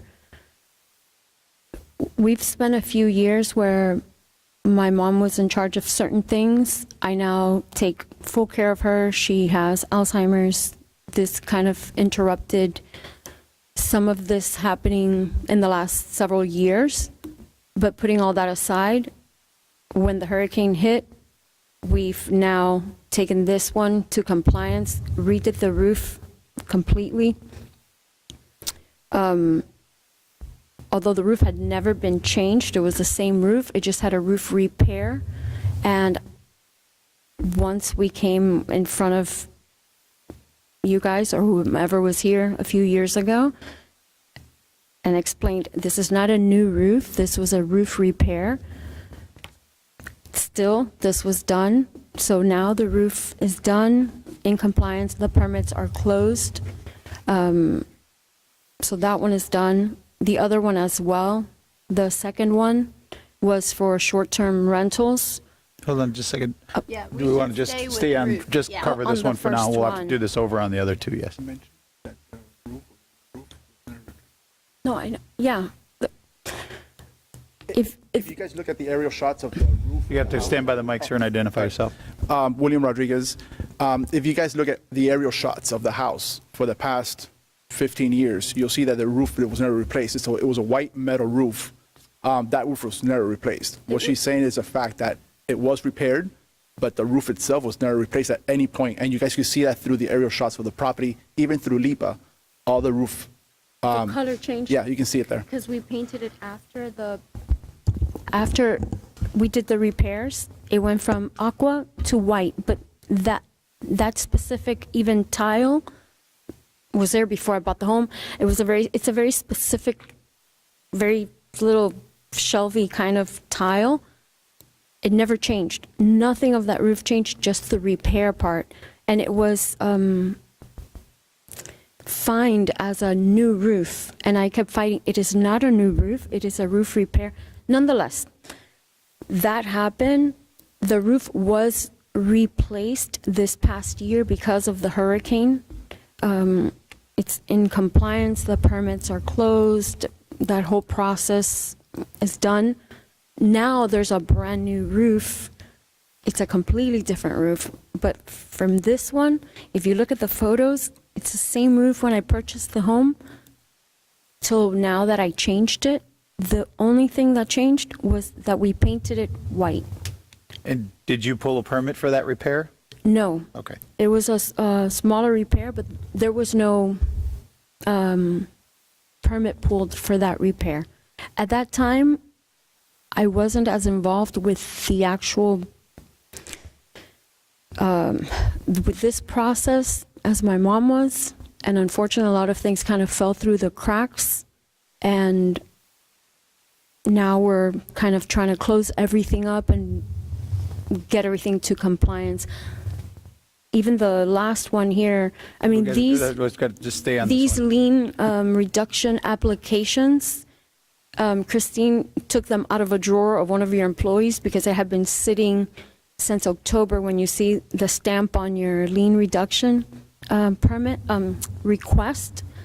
And they were pulled out of his drawer because I came in person. It had been months. And this has been, and I understand the hurricane set everybody off, but this has been a process that has taken some time since the hurricane. And even to get this here on the agenda and to get the lien process going, this was pulled out of somebody's drawer so that we can actually be here. And she did her best to get them all together and get them on the agenda. Even that third one that was not supposed to be on the agenda today because that permit is in process, like it's Let's just, again, let's stick to the roof, Yeah. the roofing one for now. the roofing. But all of these, I mean, I know that they're being heard together. So the roof one, that's where we're at. It's closed, passed, paid, like that one, that permit is closed. So I know you keep talking about the storm, but it looked like this fell into noncompliance on February 29th of 2020. Why did it not get brought into compliance before the storm that hit 2.5 years later? Yeah. Excuse me. They did the repairs on the inside and then we painted the roof. Okay. Yeah. Okay. No, but I mean, 2020. Right. So When we the closed in 2020, we shut everything down. Right. I mean, I couldn't. Go ahead. Sam. The answer is, I couldn't afford to do anything by March when we everything shut down. From there, before the storm, I think we rented maybe a few months before the storm. From the storm to now, we've never rented the house again. The whole 2020 shutdown kind of put us on hold with, financial, issues of finance. Before our mortgage was $3,000. Today, our mortgage is $4,900 just on insurance and tax, like the raising of our insurance. So the financial burdens just I think I can say everyone on the island certainly understands financial hardship, especially since the storm. I don't think anyone would be able to say it hasn't affected them financially negatively since the storm. But Nancy, has this has obviously gone through the magistrate process, and Yes. all of that's been. Yes, and so today, you're really not evaluating the validity of the lien. That's already been established Okay. through the code enforcement process. There is a pending foreclosure case regarding this specific lien. So that's one process, but this is another process that a property owner has to come and ask you if you want to reduce the amount of the lien. This particular lien is $286,075, and she is requesting a 100% reduction, basically forgiveness of the lien. And we're taking these three liens separate. So the foreclosure case has all three liens in it. If you choose to forgive this lien, we would amend our case and just have the two other liens unless you take similar action in those two cases. It's a little complicated because there's various opportunities and avenues, and that's where we are today. Okay. Nancy, Mr. Mayor. Or Mr. Mayor, I think I heard you say the date of the first violation for this item 1. Did you just say that, Mr. Mayor, or Nancy, do you know the date? Well, just in the background, it says, based on the town's records, the amount of the lien, and then says the property was in non-compliance from February 29th of 2020 to April 18th of 2023, which is 1,144 days. I guess my question to you is, can you describe what happened during the time prior to the storm? Was there communication throughout with the town of Fort Myers Beach of the challenges you were facing? Was there just no communication? What was your history of communication with the town On this prior one? to the storm on this particular issue? Yes, On please. the roof one, Yes. here's a picture. This is the same roof. Here's an email. Here's, just trying to show the roof was not replaced. And although the complaint is, oh, but you did a new roof. And no, I don't have a new roof. And we'd come again. This is the old roof. This is the same roof, just different color, for example. And then February 2020, February 29th, within a month, we shut down for COVID, which then just, again, another financial blow. I don't know if anyone here has rentals, but when you're on any website that you rent your property, any monies that you have in your account that are either deposits or renters coming through, it's immediately pulled out. So From cancellations. from cancellations. So it's a financial cutting off of the head, not even a month. March 29th, we shut down. What I'm trying to understand is your communication with the town. Did you come to the town hall and meet with staff in person? Yes. Is it just through the magistrate hearings? In other words, did they have to constantly try to find you, or were you trying to? No, I was here. I'm asking, yeah. Yes, yes. Yes, with emails, with photos. To no avail. I mean, there's a point that I was just so frustrated that I was just like, I'm just talking to myself, and it just felt like, oh, these are just fees, and they're fees, and they're fines, and they're fines, and it's just a never-ending burden of money, just every day. In a follow-up question, it seems like you're here today because the lien was placed on your property. Is that what's driving the fact that you're here? In other words, why was there no attempt to resolve it prior to the lien? Well, we have an attorney with your attorney working on this from August of 2021. We've been working on these things. How would you characterize those altogether. How would you characterize those negotiations between Completely separate than what's happening with the town. So the attorneys that represent you guys and my attorneys were not fast tracking, but trying to get everything moved for myself to be able to get everything to compliance, pull permits, bring everything to code, do everything within my power to do so. Then the hurricane hit in September, and they said, it's okay, just keep going. Don't stop your process. We went through the process, but there was some sort of disconnect. The last time I was here, I think a month ago maybe, they did a whole nother hearing, another to start a foreclosure. When we had done that, in 2021, which is why I hired an attorney, why we started working with your attorneys, and they've been doing all this work. We've been going back and forth, and then my attorney said maybe they lost the paperwork, maybe something went through the cracks because of what happened here. But it's like I'm going against the current. Can I ask just one more question? Sure. Why do you think that your attorney and our town attorney couldn't resolve this prior to Hurricane Ian? Because they sent us the paperwork in that August. I think we maybe started working with them August, and the hurricane hit in September. So it was. Why did you just get an attorney in August? Because that's when they send the paperwork. Okay, it sounds like the violation occurred a lot before that. I guess that's what I'm trying to understand. Within that year. Okay. Yeah. All right. At that moment, I still was trying to recuperate from us being closed, all the COVID closures. So when I got the paperwork, I had to hire an attorney, and so we have been working. Even yesterday, I was getting emails last night from my attorney because I couldn't pay him to be here today, who had been in communication with your attorney, and another extension for the last one that we're not talking about, for that one because of the permitting. The permitting was a little bit slower. Even the process of, all my paperwork being in someone's drawer because they got fired a few months ago. There have just been small hiccups, but we haven't stopped working with them. They haven't stopped working with us.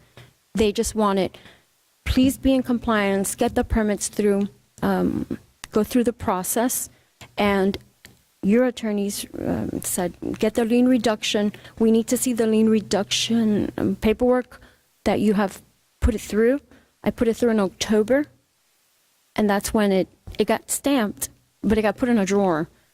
And we kept sending messages back and forth. So finally, Kristen was given a key, and she got them out. And so here we are in March from October. So everything is just time, an extension of time because of these I guess the way that this is like going.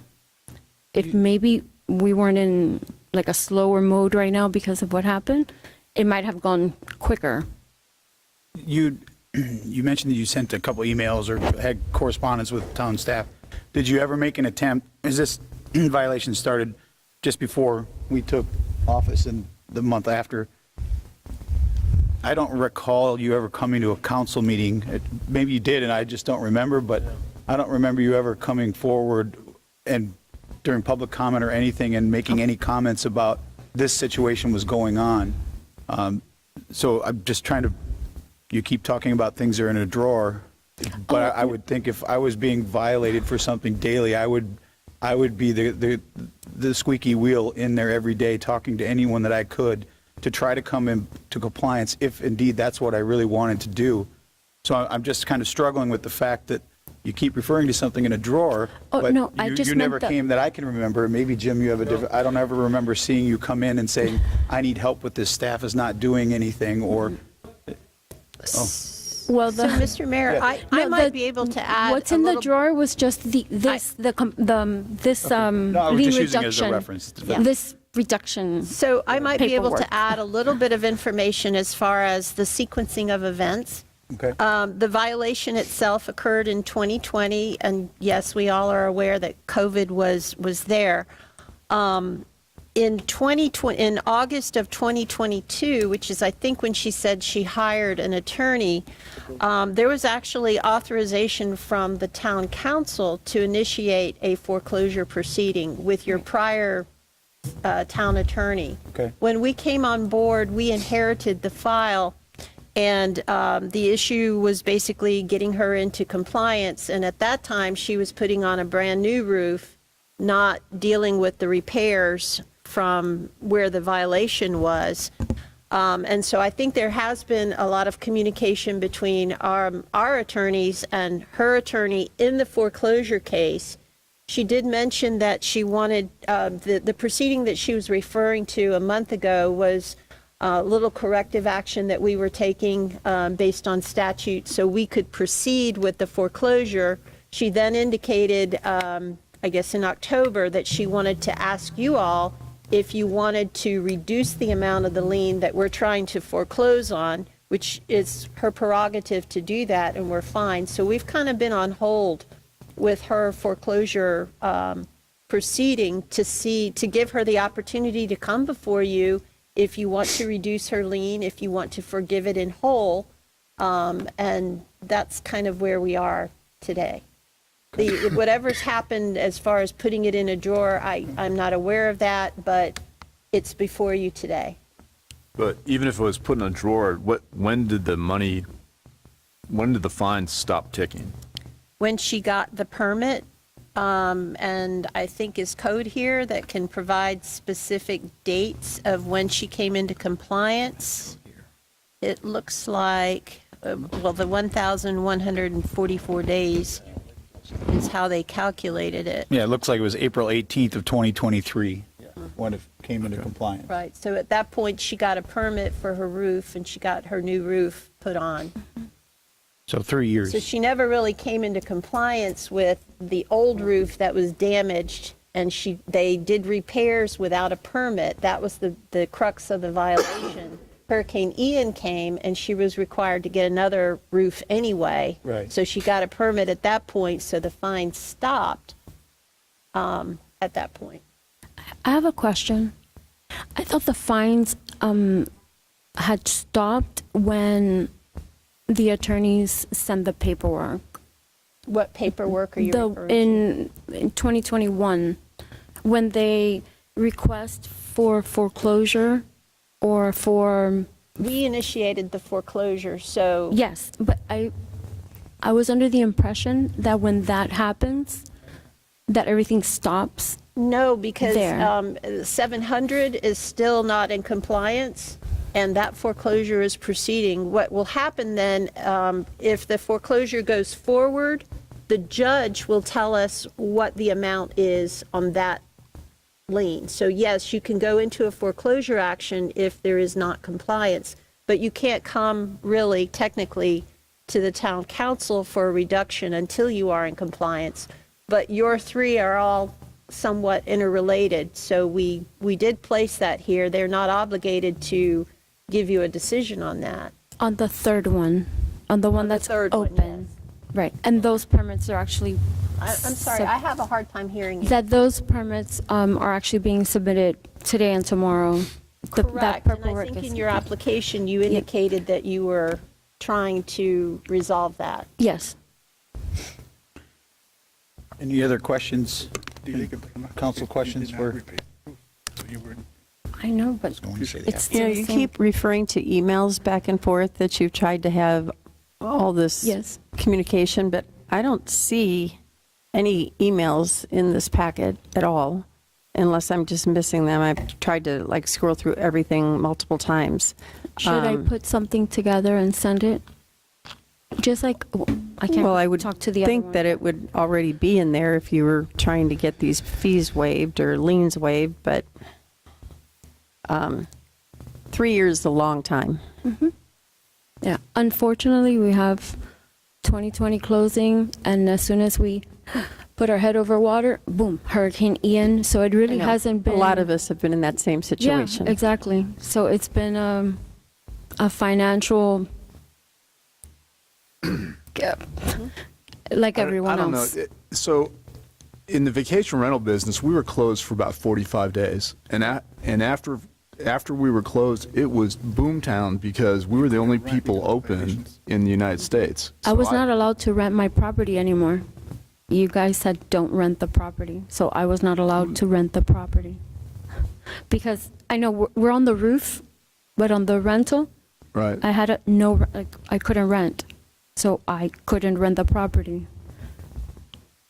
So her house has not been rented for the past year or so, and at this moment it's for sale. So she's trying to sell it. I think right now it's at 1.49. Yeah, So- are you, what's happening now, I'm just trying to wrap my head around your testimony 2020. here, because you said, when COVID hit, it affected everybody. It affected us for about 45 days, and after that, I mean, everybody was renting like crazy down here. I mean, the whole United States was down here. It was really a good time for us.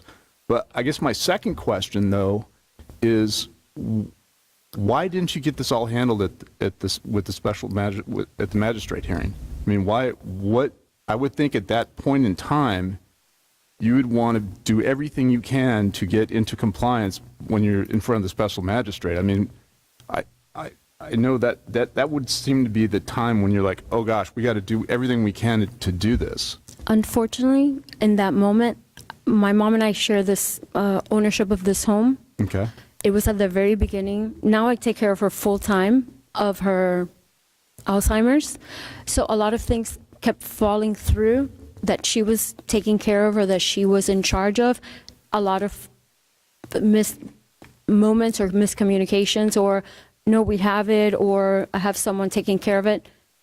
Again, it just falls to me anyways, because I'm the younger person and I'm the person who is now facing this in the last few years. I'm trying to get past it and try to Were fix. you at the special magistrate hearing? Was I? Yes. Yeah. Here, the last one? No, Yes. the magistrate hearing. That would have been for the time of the violation. So there's a citation that's given, or a notice of violation, and then there's a compliance date, and then you appear before the magistrate. And in the event there is not compliance, then the property is assessed a fine, which then becomes a lien. So it would have been way back, probably. Yeah, I mean, way back but before it became a lien, while it was in the fine stage, did you have representation at any of those No, meetings probably- legally? no. No one, you guys just didn't show up? I didn't show up. I might have thought that she was showing up but I did not show up. I might have come to one or two, but not towards the end.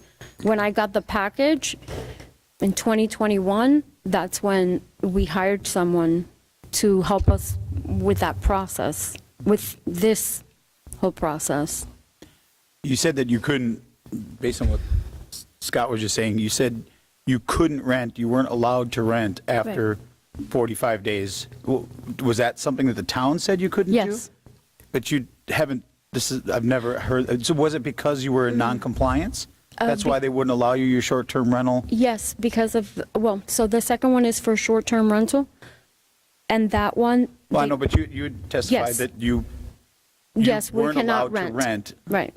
We're not allowed to rent. because you were in violation. Because we're in violation. Would you think that would have been a good indicator that you should try to get this corrected so that you could rent it to make money? Yeah. But you didn't At do that anything? moment, no. There was and I don't live here. I live on the Understood. East Coast. So now this is solely my responsibility. So now I have to do whatever we need to do.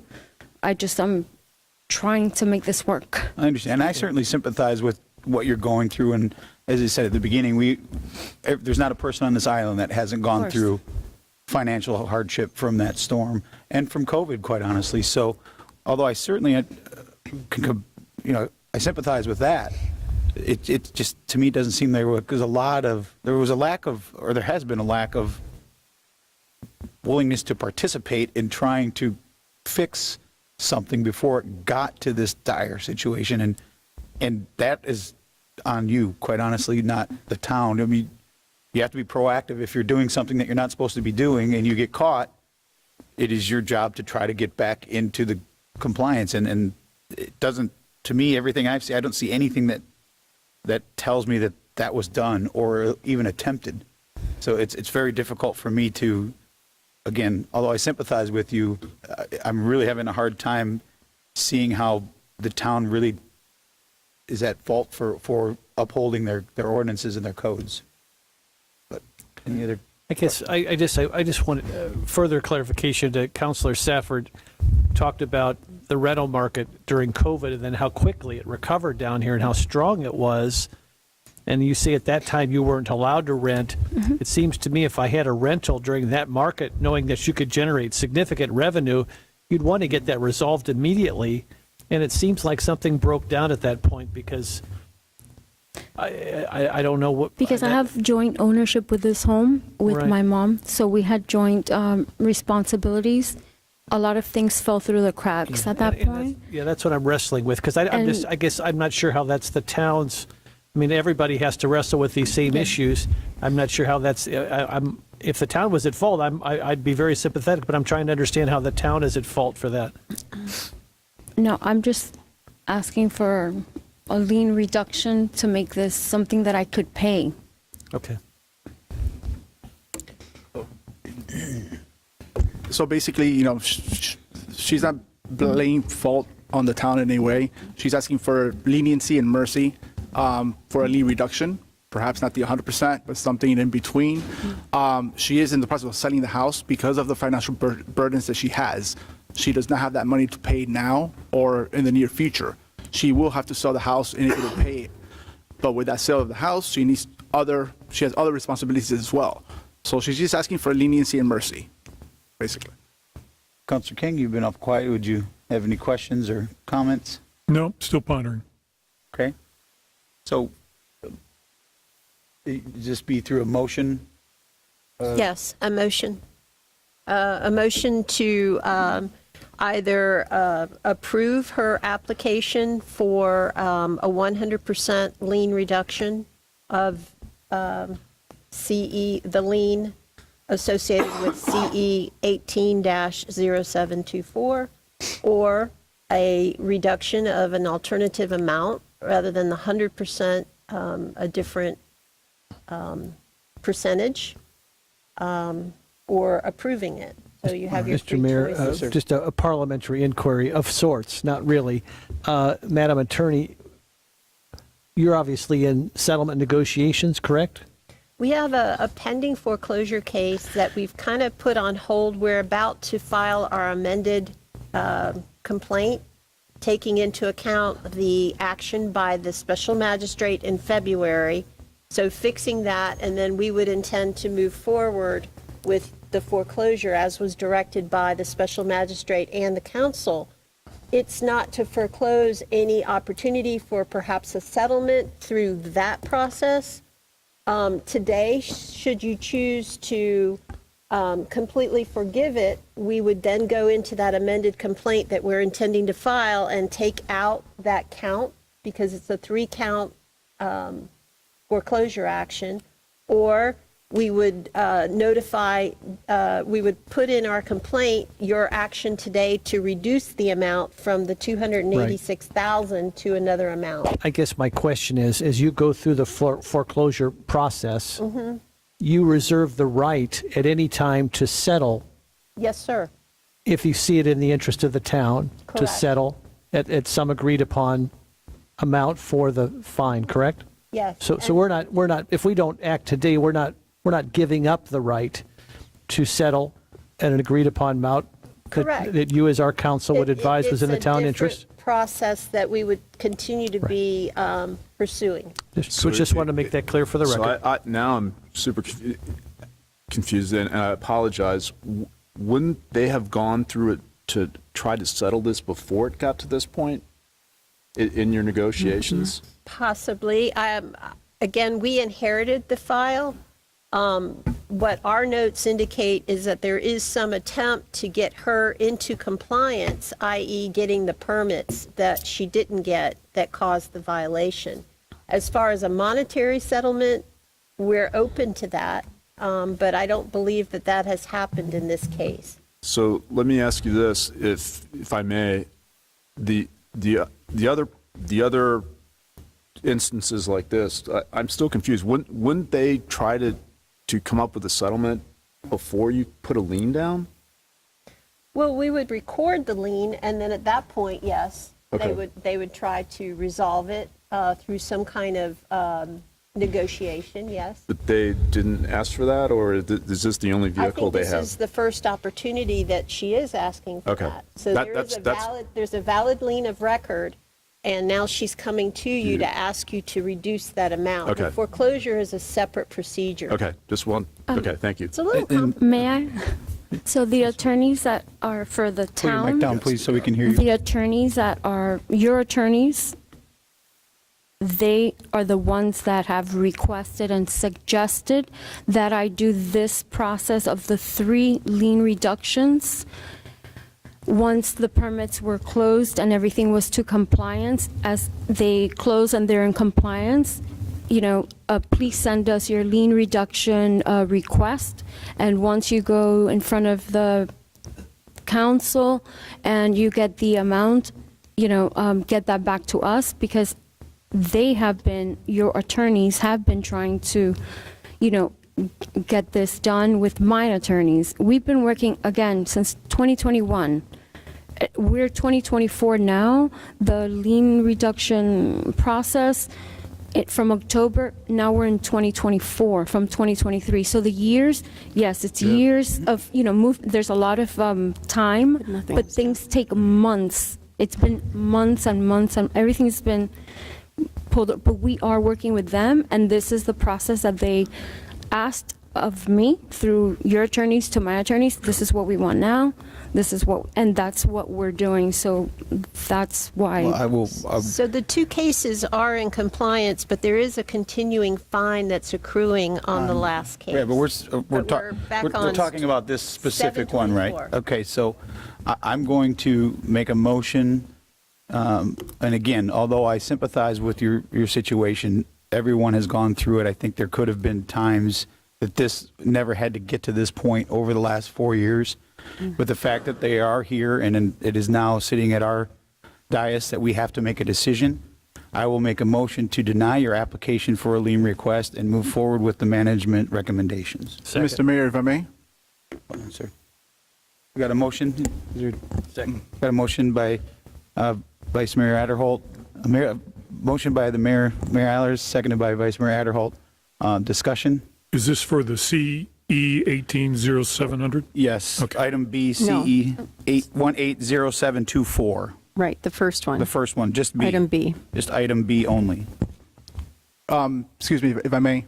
Yes, sir. So as the town attorney was mentioning, the way these processes works with different municipalities are, in order to negotiate, once the property gets a lien, the only way you can negotiate is once you get into compliance. I disagree with you, sir. You had the opportunity to negotiate at the magistrate hearing that you chose not to show up to. You could have negotiated there. The fact that it came to us is that there has been no negotiation. So if there's no negotiation and we get something put in front of us that we have to make a decision on, after listening to you and reading everything that's been in the packet, it hurts that you're going through this. I really feel for you, just like I feel for everybody else that has had to go through this over the last 4 years through COVID. But I think there has been plenty of opportunity, in my opinion, to get this corrected to it. Never had to get to this point, but now it's here, and a decision has to be made, and it's a hard decision to make, but we've got a motion, we've got a second. Is there any further discussion? But the dates of August of 2021, when we hired the attorney with your attorneys, till now, this is all we've been doing. We've been working towards this. Ma'am, I understand that, but again, you didn't show up for a magistrate hearing. The magistrate is the one that imposes the fines. You didn't show up to make your argument. And this has gone on. It's been 4 years, and it's at the point now that something has to be done, unfortunately. But we've discussed it. Sir, I appreciate it. We've made a motion. We've got a second. Is there any further discussion? Is this a roll call vote? Yes. Mayor Allers, aye. Vice Mayor Adderholt? Aye. Councilor King? Aye. Councilor Woodson? Aye. Councilor Safford? Aye. Motion carries unanimously. Next is item C, lien reduction, So this is for a. CE Yes, this is 20-0597. for a separate lien in that particular code case. And again, you're going to be looking at the criteria, and if I can read them this time, if Please, it's all right. please do. I've talked too The much first criteria is the gravity of the violation, and the response from staff is that the short-term rental violation posed a nuisance to the neighbors by allowing guests to stay for less than the minimum time allowed. Criteria B, the amount of time it took the violator property owner to come into compliance. And the finding by staff is that since 2019, there had been 2 other cases with violations found.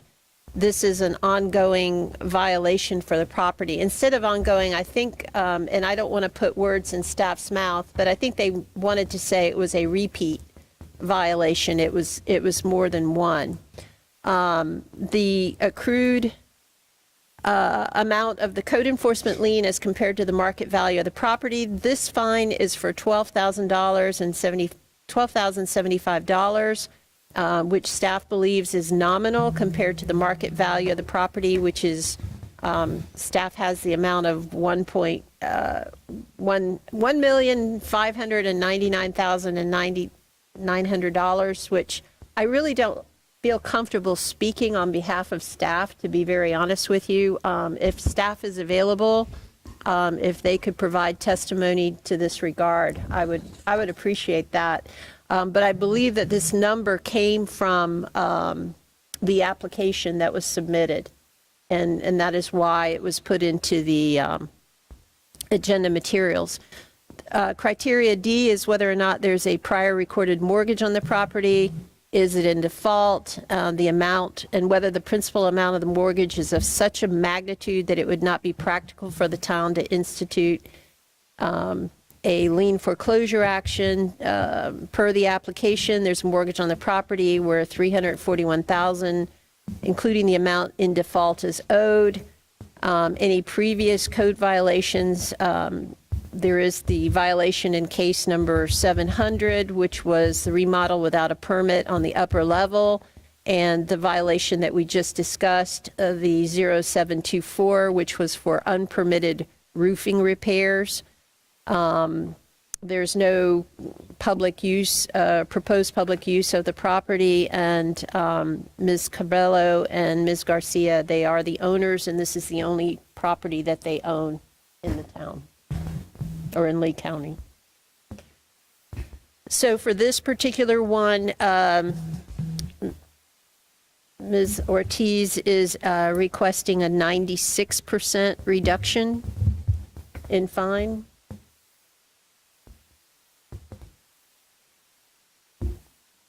Okay, go ahead. The house hasn't been rented. We are in compliance. Trying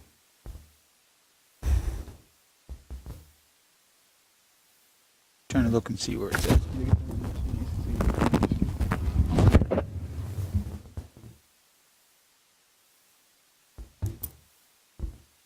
It's money. All money. So it says that it came into compliance on May 20th of 2021. Is that correct, Frankie? Is that? So again, I apologize for interrupting, but I think that staff should be able to provide you with more information, because this one apparently is different from other violations that have occurred.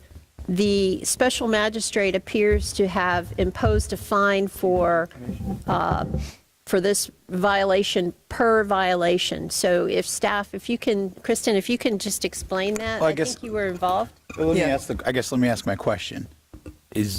We've heard the testimony about they couldn't rent it, and now we're saying we violated them because they were renting it anyway? Is that what I'm understanding here? The property owners, is this good enough? You put your name. Like, You gotta say your name. Oh, Kristen Schumacher, Town Fort Myers Beach. At that time, I was the short-term rental coordinator that processed short-term rentals and followed up with the violations. At the time of Ms. Ortiz cases, every time we found a violation for the short-term rentals, we brought it to the special magistrate. So she found, instead of daily fines, every time the violation occurred. So this one was a repeat violation, and we take it to the special magistrate, find evidence showing that it was non-compliant. So we stopped it when the lien was recorded. I did an inspection, didn't see any violations on that date. Doesn't mean that we couldn't find a violation another day, because the way the special magistrate did it, it's per violation. Does that make sense how? Yeah, so you're saying you found 24 violations regarding the short-term rental occurring at the property? Correct. And it wasn't a daily accruing fine, it was just per violation that they were violated for? Correct. What was the date range of those? I saw one was started in 2018, but Those were separate cases. This was just kind of a time from when the first one was to the last one. About, when did I start? 2019 to that 2021 where we had the cases open. So basically over 2 years. Correct. The violations continued. Yes. Did you ever tell them they couldn't rent? In the order, it says you can't rent due to life and safety. Okay. But honestly, I do have evidence showing they rented up until 2022. So you're saying even though the testimony was they weren't renting, they were renting? Correct. Any other questions for Kristen? Thanks. Welcome.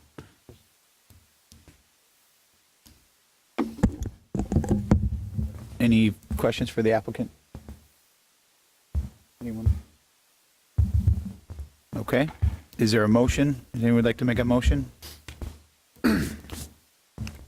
I'll make a motion to deny lien reduction request CE 20-0597. And to follow the management? Oh, I'm sorry, and to follow management recommendations in accordance with the lien and foreclosure. Okay, got a motion by Counselor Woodson. Is there a second? I'll second. Any further discussion? Roll call vote, please. Counselor Woodson? Aye. Mayor Allers, aye. Vice Mayor Adderholt? Aye. Counselor King? Aye. Counselor Safford? Aye. Motion carries unanimously. Item D is lien reduction request for CE 18-0700. All right, Nancy, can you start with Yes, this one because you said this is a I'm little bit different. Frantically trying to scroll to it. It's page 595. 585? 595. 595, thank you. 590.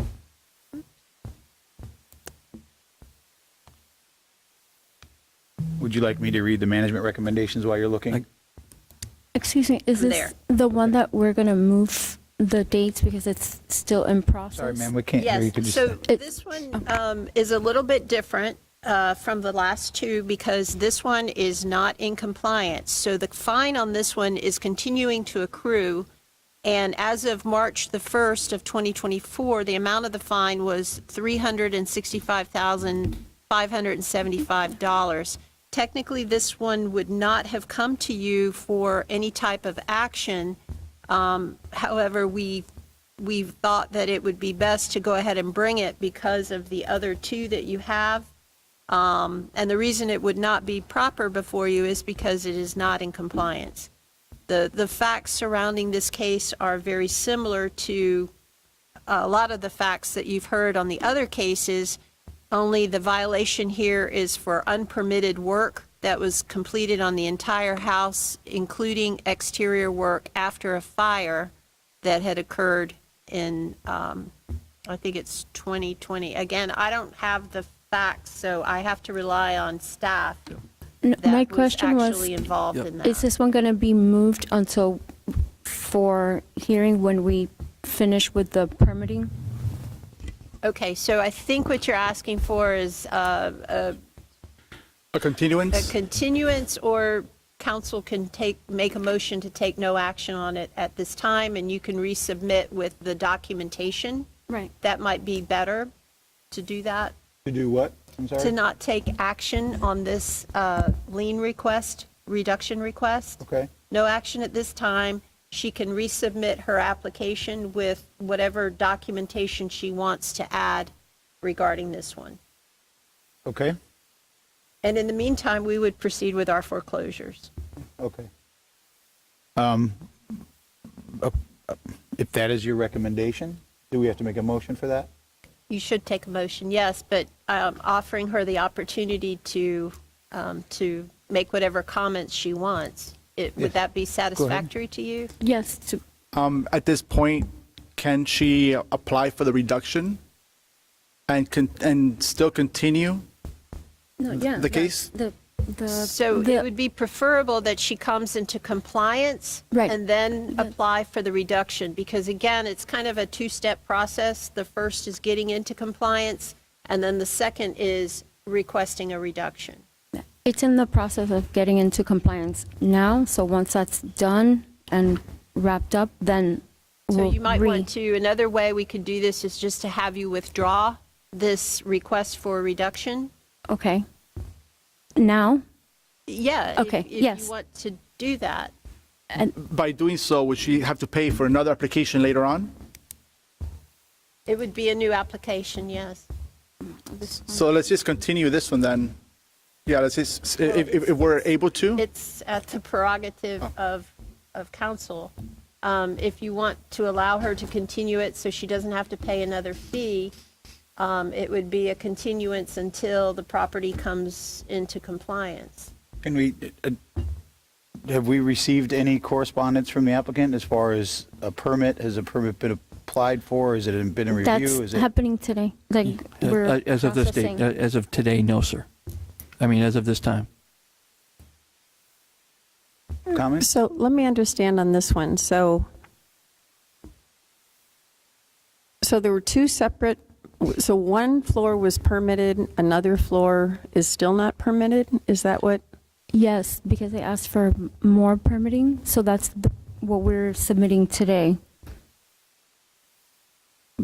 But did you have a permit on the first floor? Is it the first floor? Yes. Do we have an open permit? Yeah. The permit that was just closed recently was for the first floor that was flooded by Hurricane Ian. The whole first floor was redone, all permitted. Okay. This permit that's in question is for a fire from 2020 or 2018.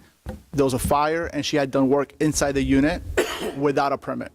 So that's what's being discussed now. So this has been open since 2018? This case? 2020. But this one, they asked for these permits to be pulled. That's what we're going to submit today. Your attorneys requested that that be done for this one. So that is what's going to be submitted now, so that that could go through the process for this 0700, which is why I guess it's better to move it until all that is processed, because that's what will attach to the third one. They're all separate things. They are all separate, but again, this one is distinguished from the other two because it is not in compliance, so that fine is continuing to accrue every day. And the amount as of March the 1st is $365,575, and that's only going to continue to increase until she comes into compliance. Kristen, you come on, you look like you've got something you'd like to say. But we brought her up here just in case you had a question. Do you have questions? Oh, no, I think your question was about how long this has been going on. Is that? Right. I mean, here we are sitting again, and it's been 4 years. This code case was actually opened in 2018. The CE stands for Code Enforcement, 18 stands for the year that it was opened. So it's 6 years. So what has taken so, I mean, if this is open since 2018, why has it taken so long to pull a permit? 18 to 21, and 21 is when we started working with your attorneys. That's when I took over everything that has to do with this home. From 2021 to here, the time has just been very slow because of what we just went through. So in 2021, when we hired an attorney and I took over taking all these things, right now we're in 2024 from 18. Yes, in 2023, we had submitted things. In 2022, we submitted permitting. So everything is pushed and pushed and pushed. If we look at the numbers, it's years of, but unfortunately, it's just fallen into this. But I've been working with your attorneys since summer of 21. This is just the process of, just this process was 5 months, just to get here. It's been 5 months. So it isn't like, oh, I put something through and it's the next week. Why or the didn't, next I guess my day. question is, why didn't the 5 months it took start in 2018? Why did it wait until 2024? I started to work on this as of the summer of 21 when I actually got paperwork from the attorneys, and then I took it over from my mom, and I'm taking care of everything. So the burden lies on me. Why wasn't the permit pulled in 2018? I can't answer.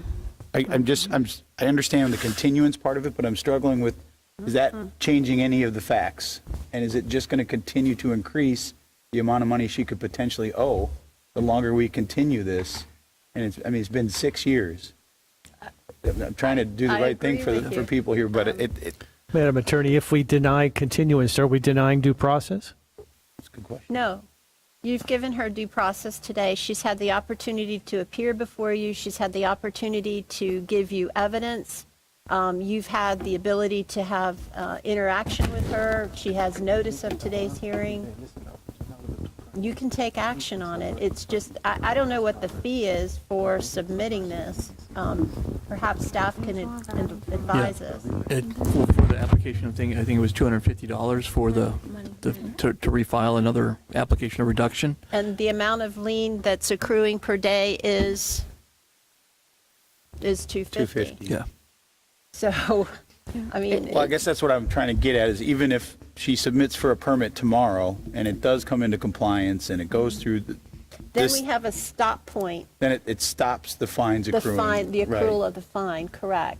So whether there's a continuance or not, It doesn't really matter. well, I mean, I mean, she'll be out another $250, but Per if she's day. allowing it to continue to be $250 per day, I rather apply again once we submit today, and I guess we'll have the numbers through, and then it stops it, like you said, it stops it from accruing.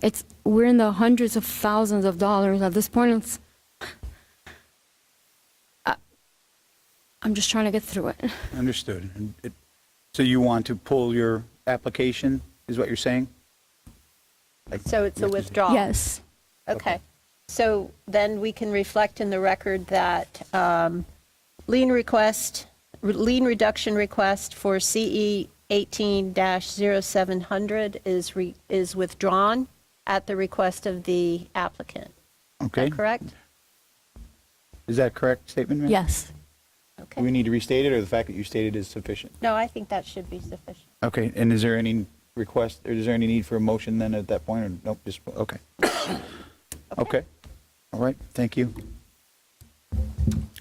Our last item for the administrative agenda is item A, CDB GDR Affordable Housing Development Evaluation Committee selection.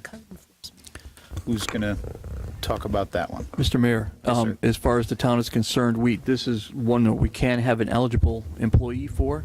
Yes. That'll be representing us in the Housing and Development Evaluation Committee process. And so we're going to be selecting a person here to take that and go to those meetings and get the information back to us. Well, it looks like the town's manager is suggesting you. as Correct. My recommendation would be Mr. Kropacek. Anyone have questions or concerns with that? I have none. Is there a motion? So moved. We got a motion by Vice Mayor Adderall, seconded by Councilor Safford. Any further discussion? All those in favor signify by saying aye. Aye. Opposed? Hearing none, motion carries unanimously. It takes us to final public comment. All of you that have been sitting there so patiently waiting, would you like to say anything? Yes, ma'am? The lone person. Madeline Boyd, 21050 St. Peter's Drive, and co-owner of the Beach Bar. My question is just, when are you going to get some signs up for the crosswalks? It's very, very dark. I ride my bike all over. People just don't see me crossing my bike in the crosswalk, especially when I'm heading home around dusk sometimes from the bar. We'll answer your question as soon as we get to town manager items, Okay. which is thank coming you. up next. Okay. Mr. Town Attorney?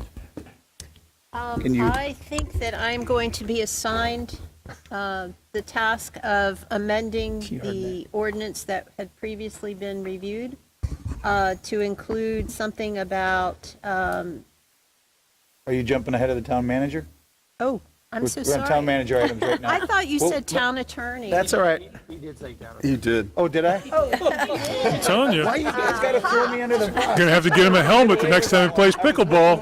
I was doing, and you said town attorney, I'm like, oh. So I'm happy to go ahead and incorporate the conversation that we had today regarding the coming back for reviews, the 6-month permit reviews, because you all had mentioned that before. I think I got an understanding of what you want me to do. Okay. I can't believe I said town attorney. I'm sorry. I can't believe you're playing pickleball without a helmet. Jeez. Wow. But I have no other items. Okay, then now we'll go to town. Wait. If we're on town attorney, Well, we are now, evidently.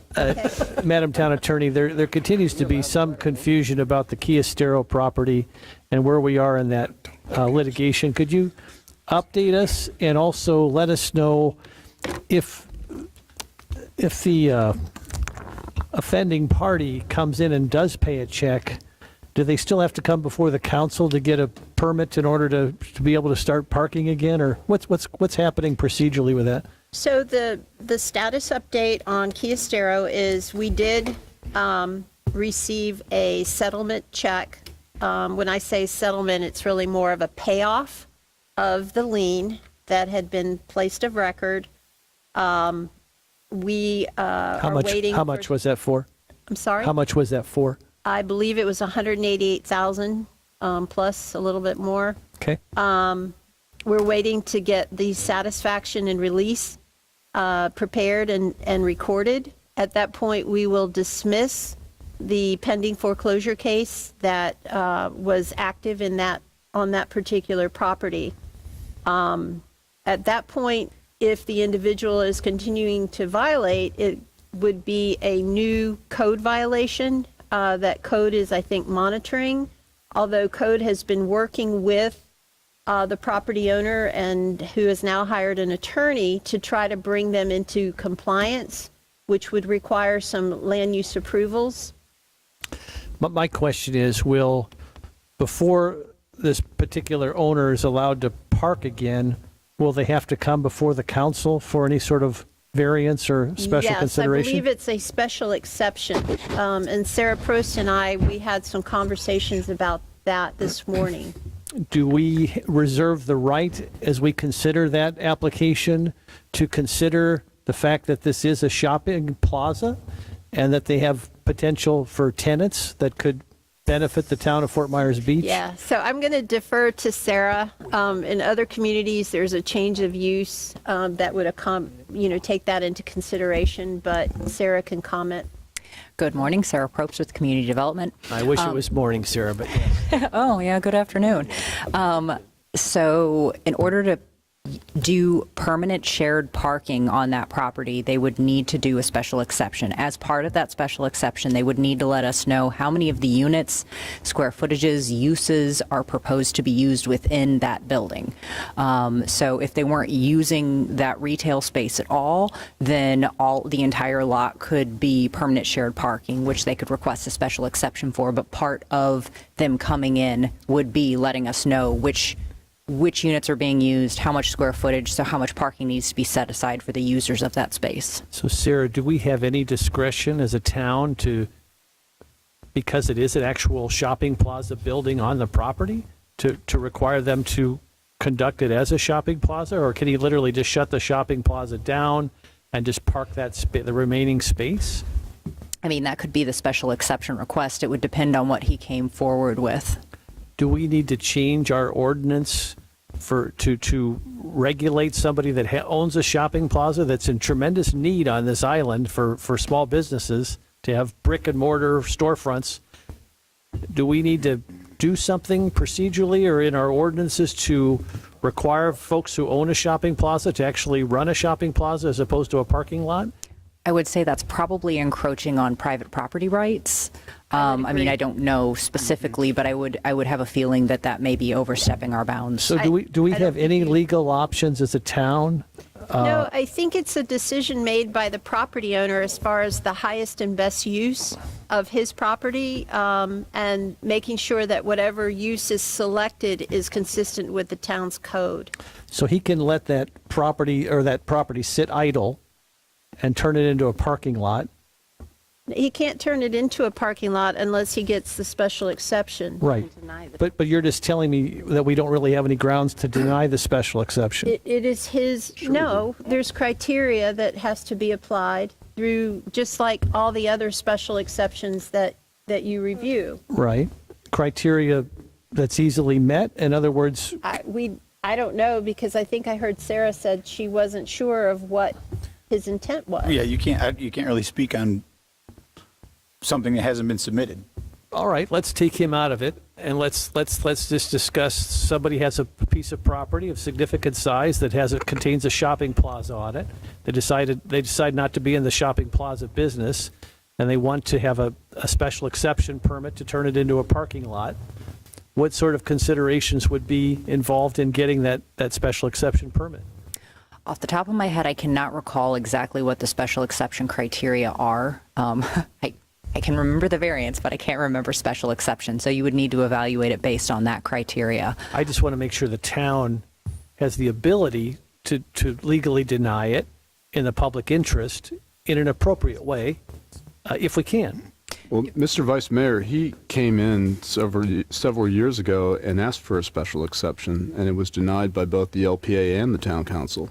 Right. I remember that That's the moment. That was a genesis of all special these moment. Yeah. Fine. So I guess my question now is that if he's paid this, can we go back to fining him day by day, because he does not have a special exception to run a parking lot right now? That's a very good question. So that would be at the discretion of code enforcement as to whether or not there is a new violation. Let me phrase it that way. He paid the lien off for violations that occurred in the past. If there is ongoing activity that constitutes a violation, code would go in and give him notice of violation, and at that point, we would go through that process again. In the meantime, we would hope that, the goal is primarily to bring him into compliance, and in the meantime, we would hope that he would be pursuing the appropriate land use approval.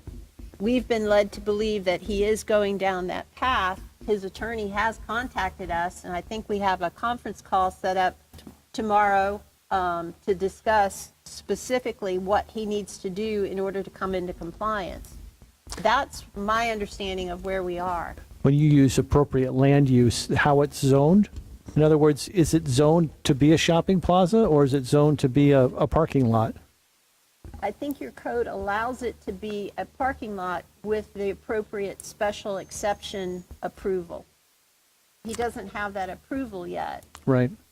I just want to make sure, I know we can say no, and I'm happy to say no, but I just want to make sure if he comes into compliance with the special exception criteria, it makes it difficult for us legally to say no, right? Yes, but you determine each case on a case-by-case basis based on competent substantial evidence that's given to you. You come with an open mind to listen to whatever evidence is being presented. Yeah.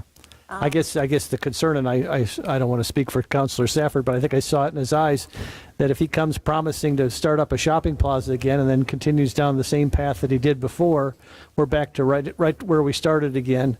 And then the whole process I don't think you have any supposition about what he's going to come before us, but right now he does not have a special exception to run a parking lot. Yep. There's guys down the road that has paid a lot of money, gone through the proper processes, and are parking cars. There's other guys that have lots that could open a parking lot and they would be subject to a fine. So he's not playing by any rule. He's playing by his own rules. I don't disagree. Yeah. We, as a town, to protect the people that have gone through the correct process, they need to be protected. And what's going to happen is if he continues to do this, other guys are just going to open up empty lots and start parking cars. I agree with you 100%. What I'm trying to do is get him back in the shopping plaza business, if we good can. luck. Yeah, if we can. Just a point, Vice Mayor, Code has been monitoring this and documenting it every day. So we are ready to proceed when we can. Okay, I just, from a public policy standpoint, obviously we have a tremendous incentive as a town to create retail space for small businesses.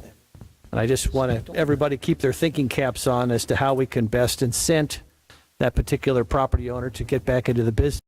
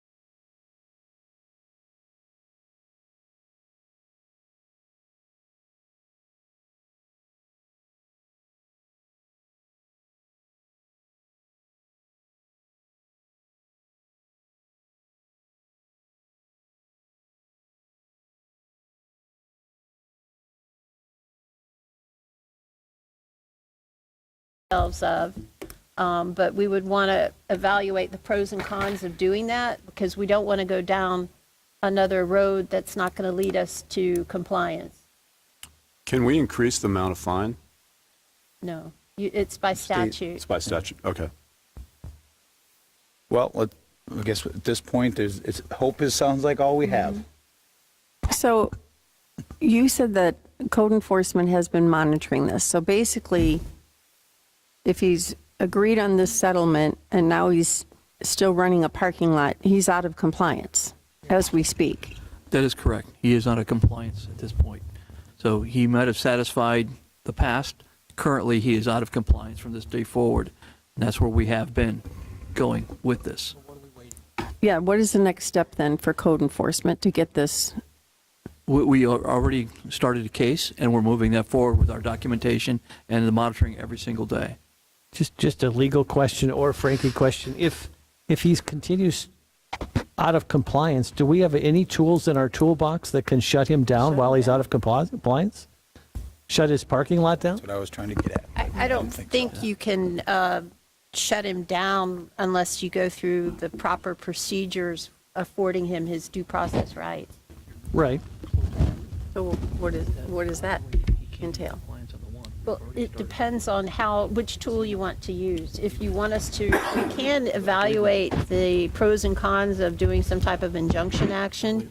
We can, I think Code is already working on another violation, which they hopefully will take to the special magistrate in the next month or so. There is a citation process, but that doesn't seem to be much of a deterrent. That sometimes becomes just the cost of doing business. That's the challenge. This has become a cost of Is doing he being business. fined right now? Yeah. Yep. Well, he hasn't. We don't have the ability to fine, only the magistrate does, but we can cite, and I believe we are citing. Then it goes to the magistrate rules. Correct. And go on from Correct. Okay. Okay. I just encourage everybody to keep their thinking caps on that one. And So do we want to direct our legal counsel to look into alternatives for the possibility of shutting him down in any way, shape, or form? So we're happy to do that, to evaluate each process that you have, but you have a process in place. You just need to do it. You need to use that process. And on the compliance side, we have a conference call, I believe, scheduled for tomorrow to talk about the compliance component. I sense the frustration from town council, but we just need to get this done. Well, please keep us posted I will. on how that conversation goes. Okay. Do you have anything else? No. Are we on to the town manager now, backwards? I don't know. Are we?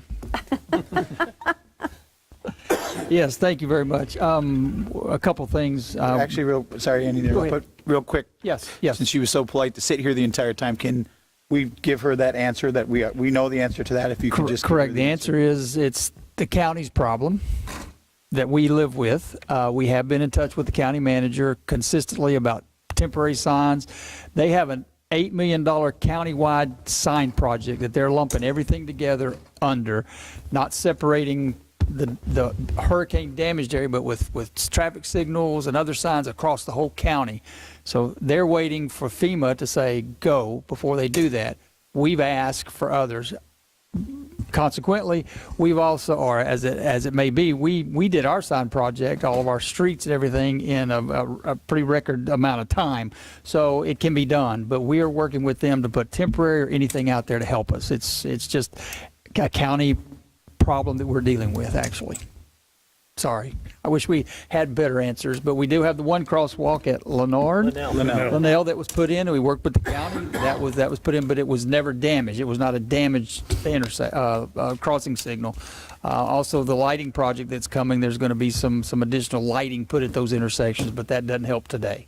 So we are continuing to work. Anything else, Mayor? Anything? Nope. Hopefully that answered your. Yeah. I I guess know it's not the answer you wanted to hear, but it's the. So the biggest thing, tomorrow is the election here. Obviously, all the equipment has been delivered. That the council chambers, reason why we're in here, is secured. We don't want any issues with that. So even staff, we're not allowing them into that room or to access it. Tomorrow, during the election, all of our staff will be parking like over at the library and points further away to allow ease of access to the polling place. We don't want to be in the news. We also want to make sure that our town hall is still open and everyone knows that. So the entrance to town hall will be through what we call trailer number 1, but the trailer that faces the parking lot. We'll have signage out. We'll have staff in there that usually sits in the lobby in offices to be able to assist anybody that comes in during the day. Also, there will still be staff in the front offices, in the side offices, to be able to help people that might wander in looking for something else. So we've kind of got a check and balance going there. Of course, town hall will be open, I think polling 7 to 7 tomorrow. I think they'll start poll workers around 5 a.m. to about 10 p.m. So we'll be providing whatever they need during tomorrow. It is two polling places in the town of Fort Myers Beach. So we are mindful of that. Technically three. Technically three, but yes, two of them there. It's my understanding this election and then the presidential election in November will be there, and then they will pursue potential options after that. We'll try to keep all three here going forward. I know where that's going, and we got two, at least two here, but hopefully get three. But they've got them where they are because the churches no longer exist. So there was some issues there. One other thing, I do want to make sure that that I continue to talk about our employees, and there's some sitting back here that have endured quite a bit being in the meeting, but others that are helping us fine tune and tweak and do the things that we need to do throughout the town as we continue to get back to where we need to be. That's all. Yes, sir.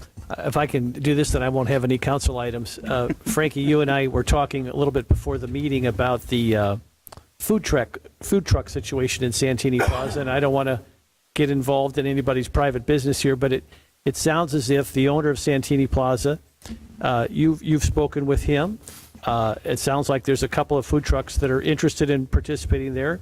It sounds like it's the obligation of the owner to make application, use his previous application and work through the town to get those food trucks appropriately permitted. And I just want to let people know that those conversations are ongoing and we're hopeful. Yeah, that they should not take very long at all. We're just talking like maybe a day or two. The one thing is he took an application out for permit back in January. That vendor backed out. He has subsequently found 3 other vendors that wish to go onto his property, which is in his right to do. And so we are working with him now to get us those names and insurance liabilities and things like that of those vendors. As quick as we get those in the system, he should be up and going. That's wonderful. Thank you very much. Yes, Appreciate your help on that. That's all I've got. Anything else, Andy? No, sir. You good? Okay. Andrew? We already did the town attorney. Council member items? No. You thought you were calling her again. No, just go ahead and Go back to me. Okay. Council member items and reports. Councilor Safford? I have one and a follow-up to Vice Mayor Adderholt's comment about the traffic study. You know, that's one of the reasons we're doing these developmental agreements is to eliminate those. But for certain things, Vice Mayor, I mean, we had a case back in the LPA about 5 or 6 years ago, and someone was asking for high-density usage, and they snuck in a traffic study from September. So you got, I know they're hard to go through, but I think any traffic study shouldn't be in September. I think it should be March 17th or March 15th or in that time. I don't period. disagree. Yeah. So, I mean, for the larger projects, for sure they need a traffic study and done at the appropriate time that we're all affected by.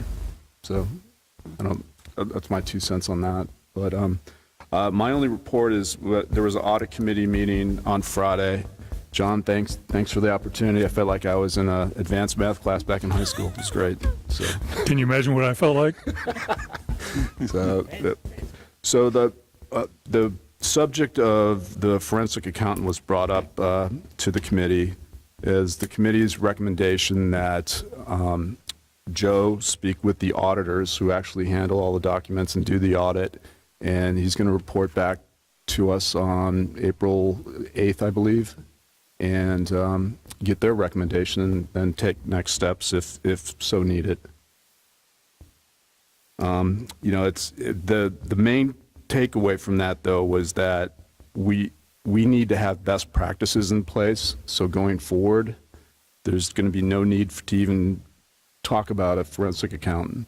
So they talked all the way from contract negotiations to invoicing to the way invoices are signed off on, works given, and processed. I mean, currently we have 27 FEMA-related projects going on, and FEMA's been great helping us get through the process, but we actually have to have some standardized processes in place so that audits will go smoother down the road, items will get paid, we won't have any hanging chad, so to speak, out there. So that was their recommendation. I'll follow up after our next meeting on April 8th. Very good. Is there anything else? Nope. Council Woodson? I have nothing today. All right. Vice Mayor Adderholt? I'm good. Thank you very much. Council King? A couple things that came up last week when I was at the executive committee of Lee County Metropolitan Planning Organization. One's just an FYI. One indirectly impacts us on the island, especially when you're leaving to the south. Coming up on March 26th, a Tuesday, FDOT is holding a project development and environment study in Bonita Springs regarding the intersection at US 41 and Bonita Beach Road, whether to seek improvements for safety as well as congestion on that road. So there are 2 options to take part in that. One is an in-person option on the 26th at the Bonita Springs Recreation Center, 26740 Pine Avenue. That'll be, it looks like it goes on starting about 5 o'clock that day. The other is a live online option that you can register in advance. I'll get the information from this flyer to Amy and to Nicole to put out information to the public on that. The other is a FDOT again in conjunction with Sheriff Carmine Marcino presenting Operation Spring into Safety, a big event at the Hertz Arena that will be taking place on April 13th from 9 to noon. And again, I'll share that information with the town clerk and the PIO, and that's all I have. All right. The only item I have is, we talked on it a little bit at the beginning, is to get authorization or consensus from the council to direct staff to draft a letter, formal letter to the governor in support of not vetoing our 2 appropriation line items that were discussed. So if council is okay with directing staff, they can get that letter together and then send it out to all of us to take a look at. Jim, you're very good at the higher level drafting, so if you could for sure take a look at it and make sure we're going down the right path and get this done sooner than later, because we don't know when he's going to get the budget, but we don't want to be caught behind the 8 ball. So if no one has any objection to that, I would, you can help out with that too, Nancy. I don't know if you're involved Yes, in. I'm happy to do that. if I could, since we're not allowed to talk to each other, I would encourage you, after we do the letter, Mr. Mayor, I would encourage you, just in your capacity as mayor, just to call the governor directly. And I would ask to speak to his chief of staff if the governor's not available. I think to hear from a mayor of your stature, given what we've gone through, would have an impact as well. I will certainly do that. That's all I have. If there's nothing else, is there a motion to adjourn? So moved. I'll second. Motion by Counselor King, seconded by Counselor Woodson. Any further discussion? All those in favor signify by saying aye. Aye. Opposed? Hearing none, we are adjourned at 1:22.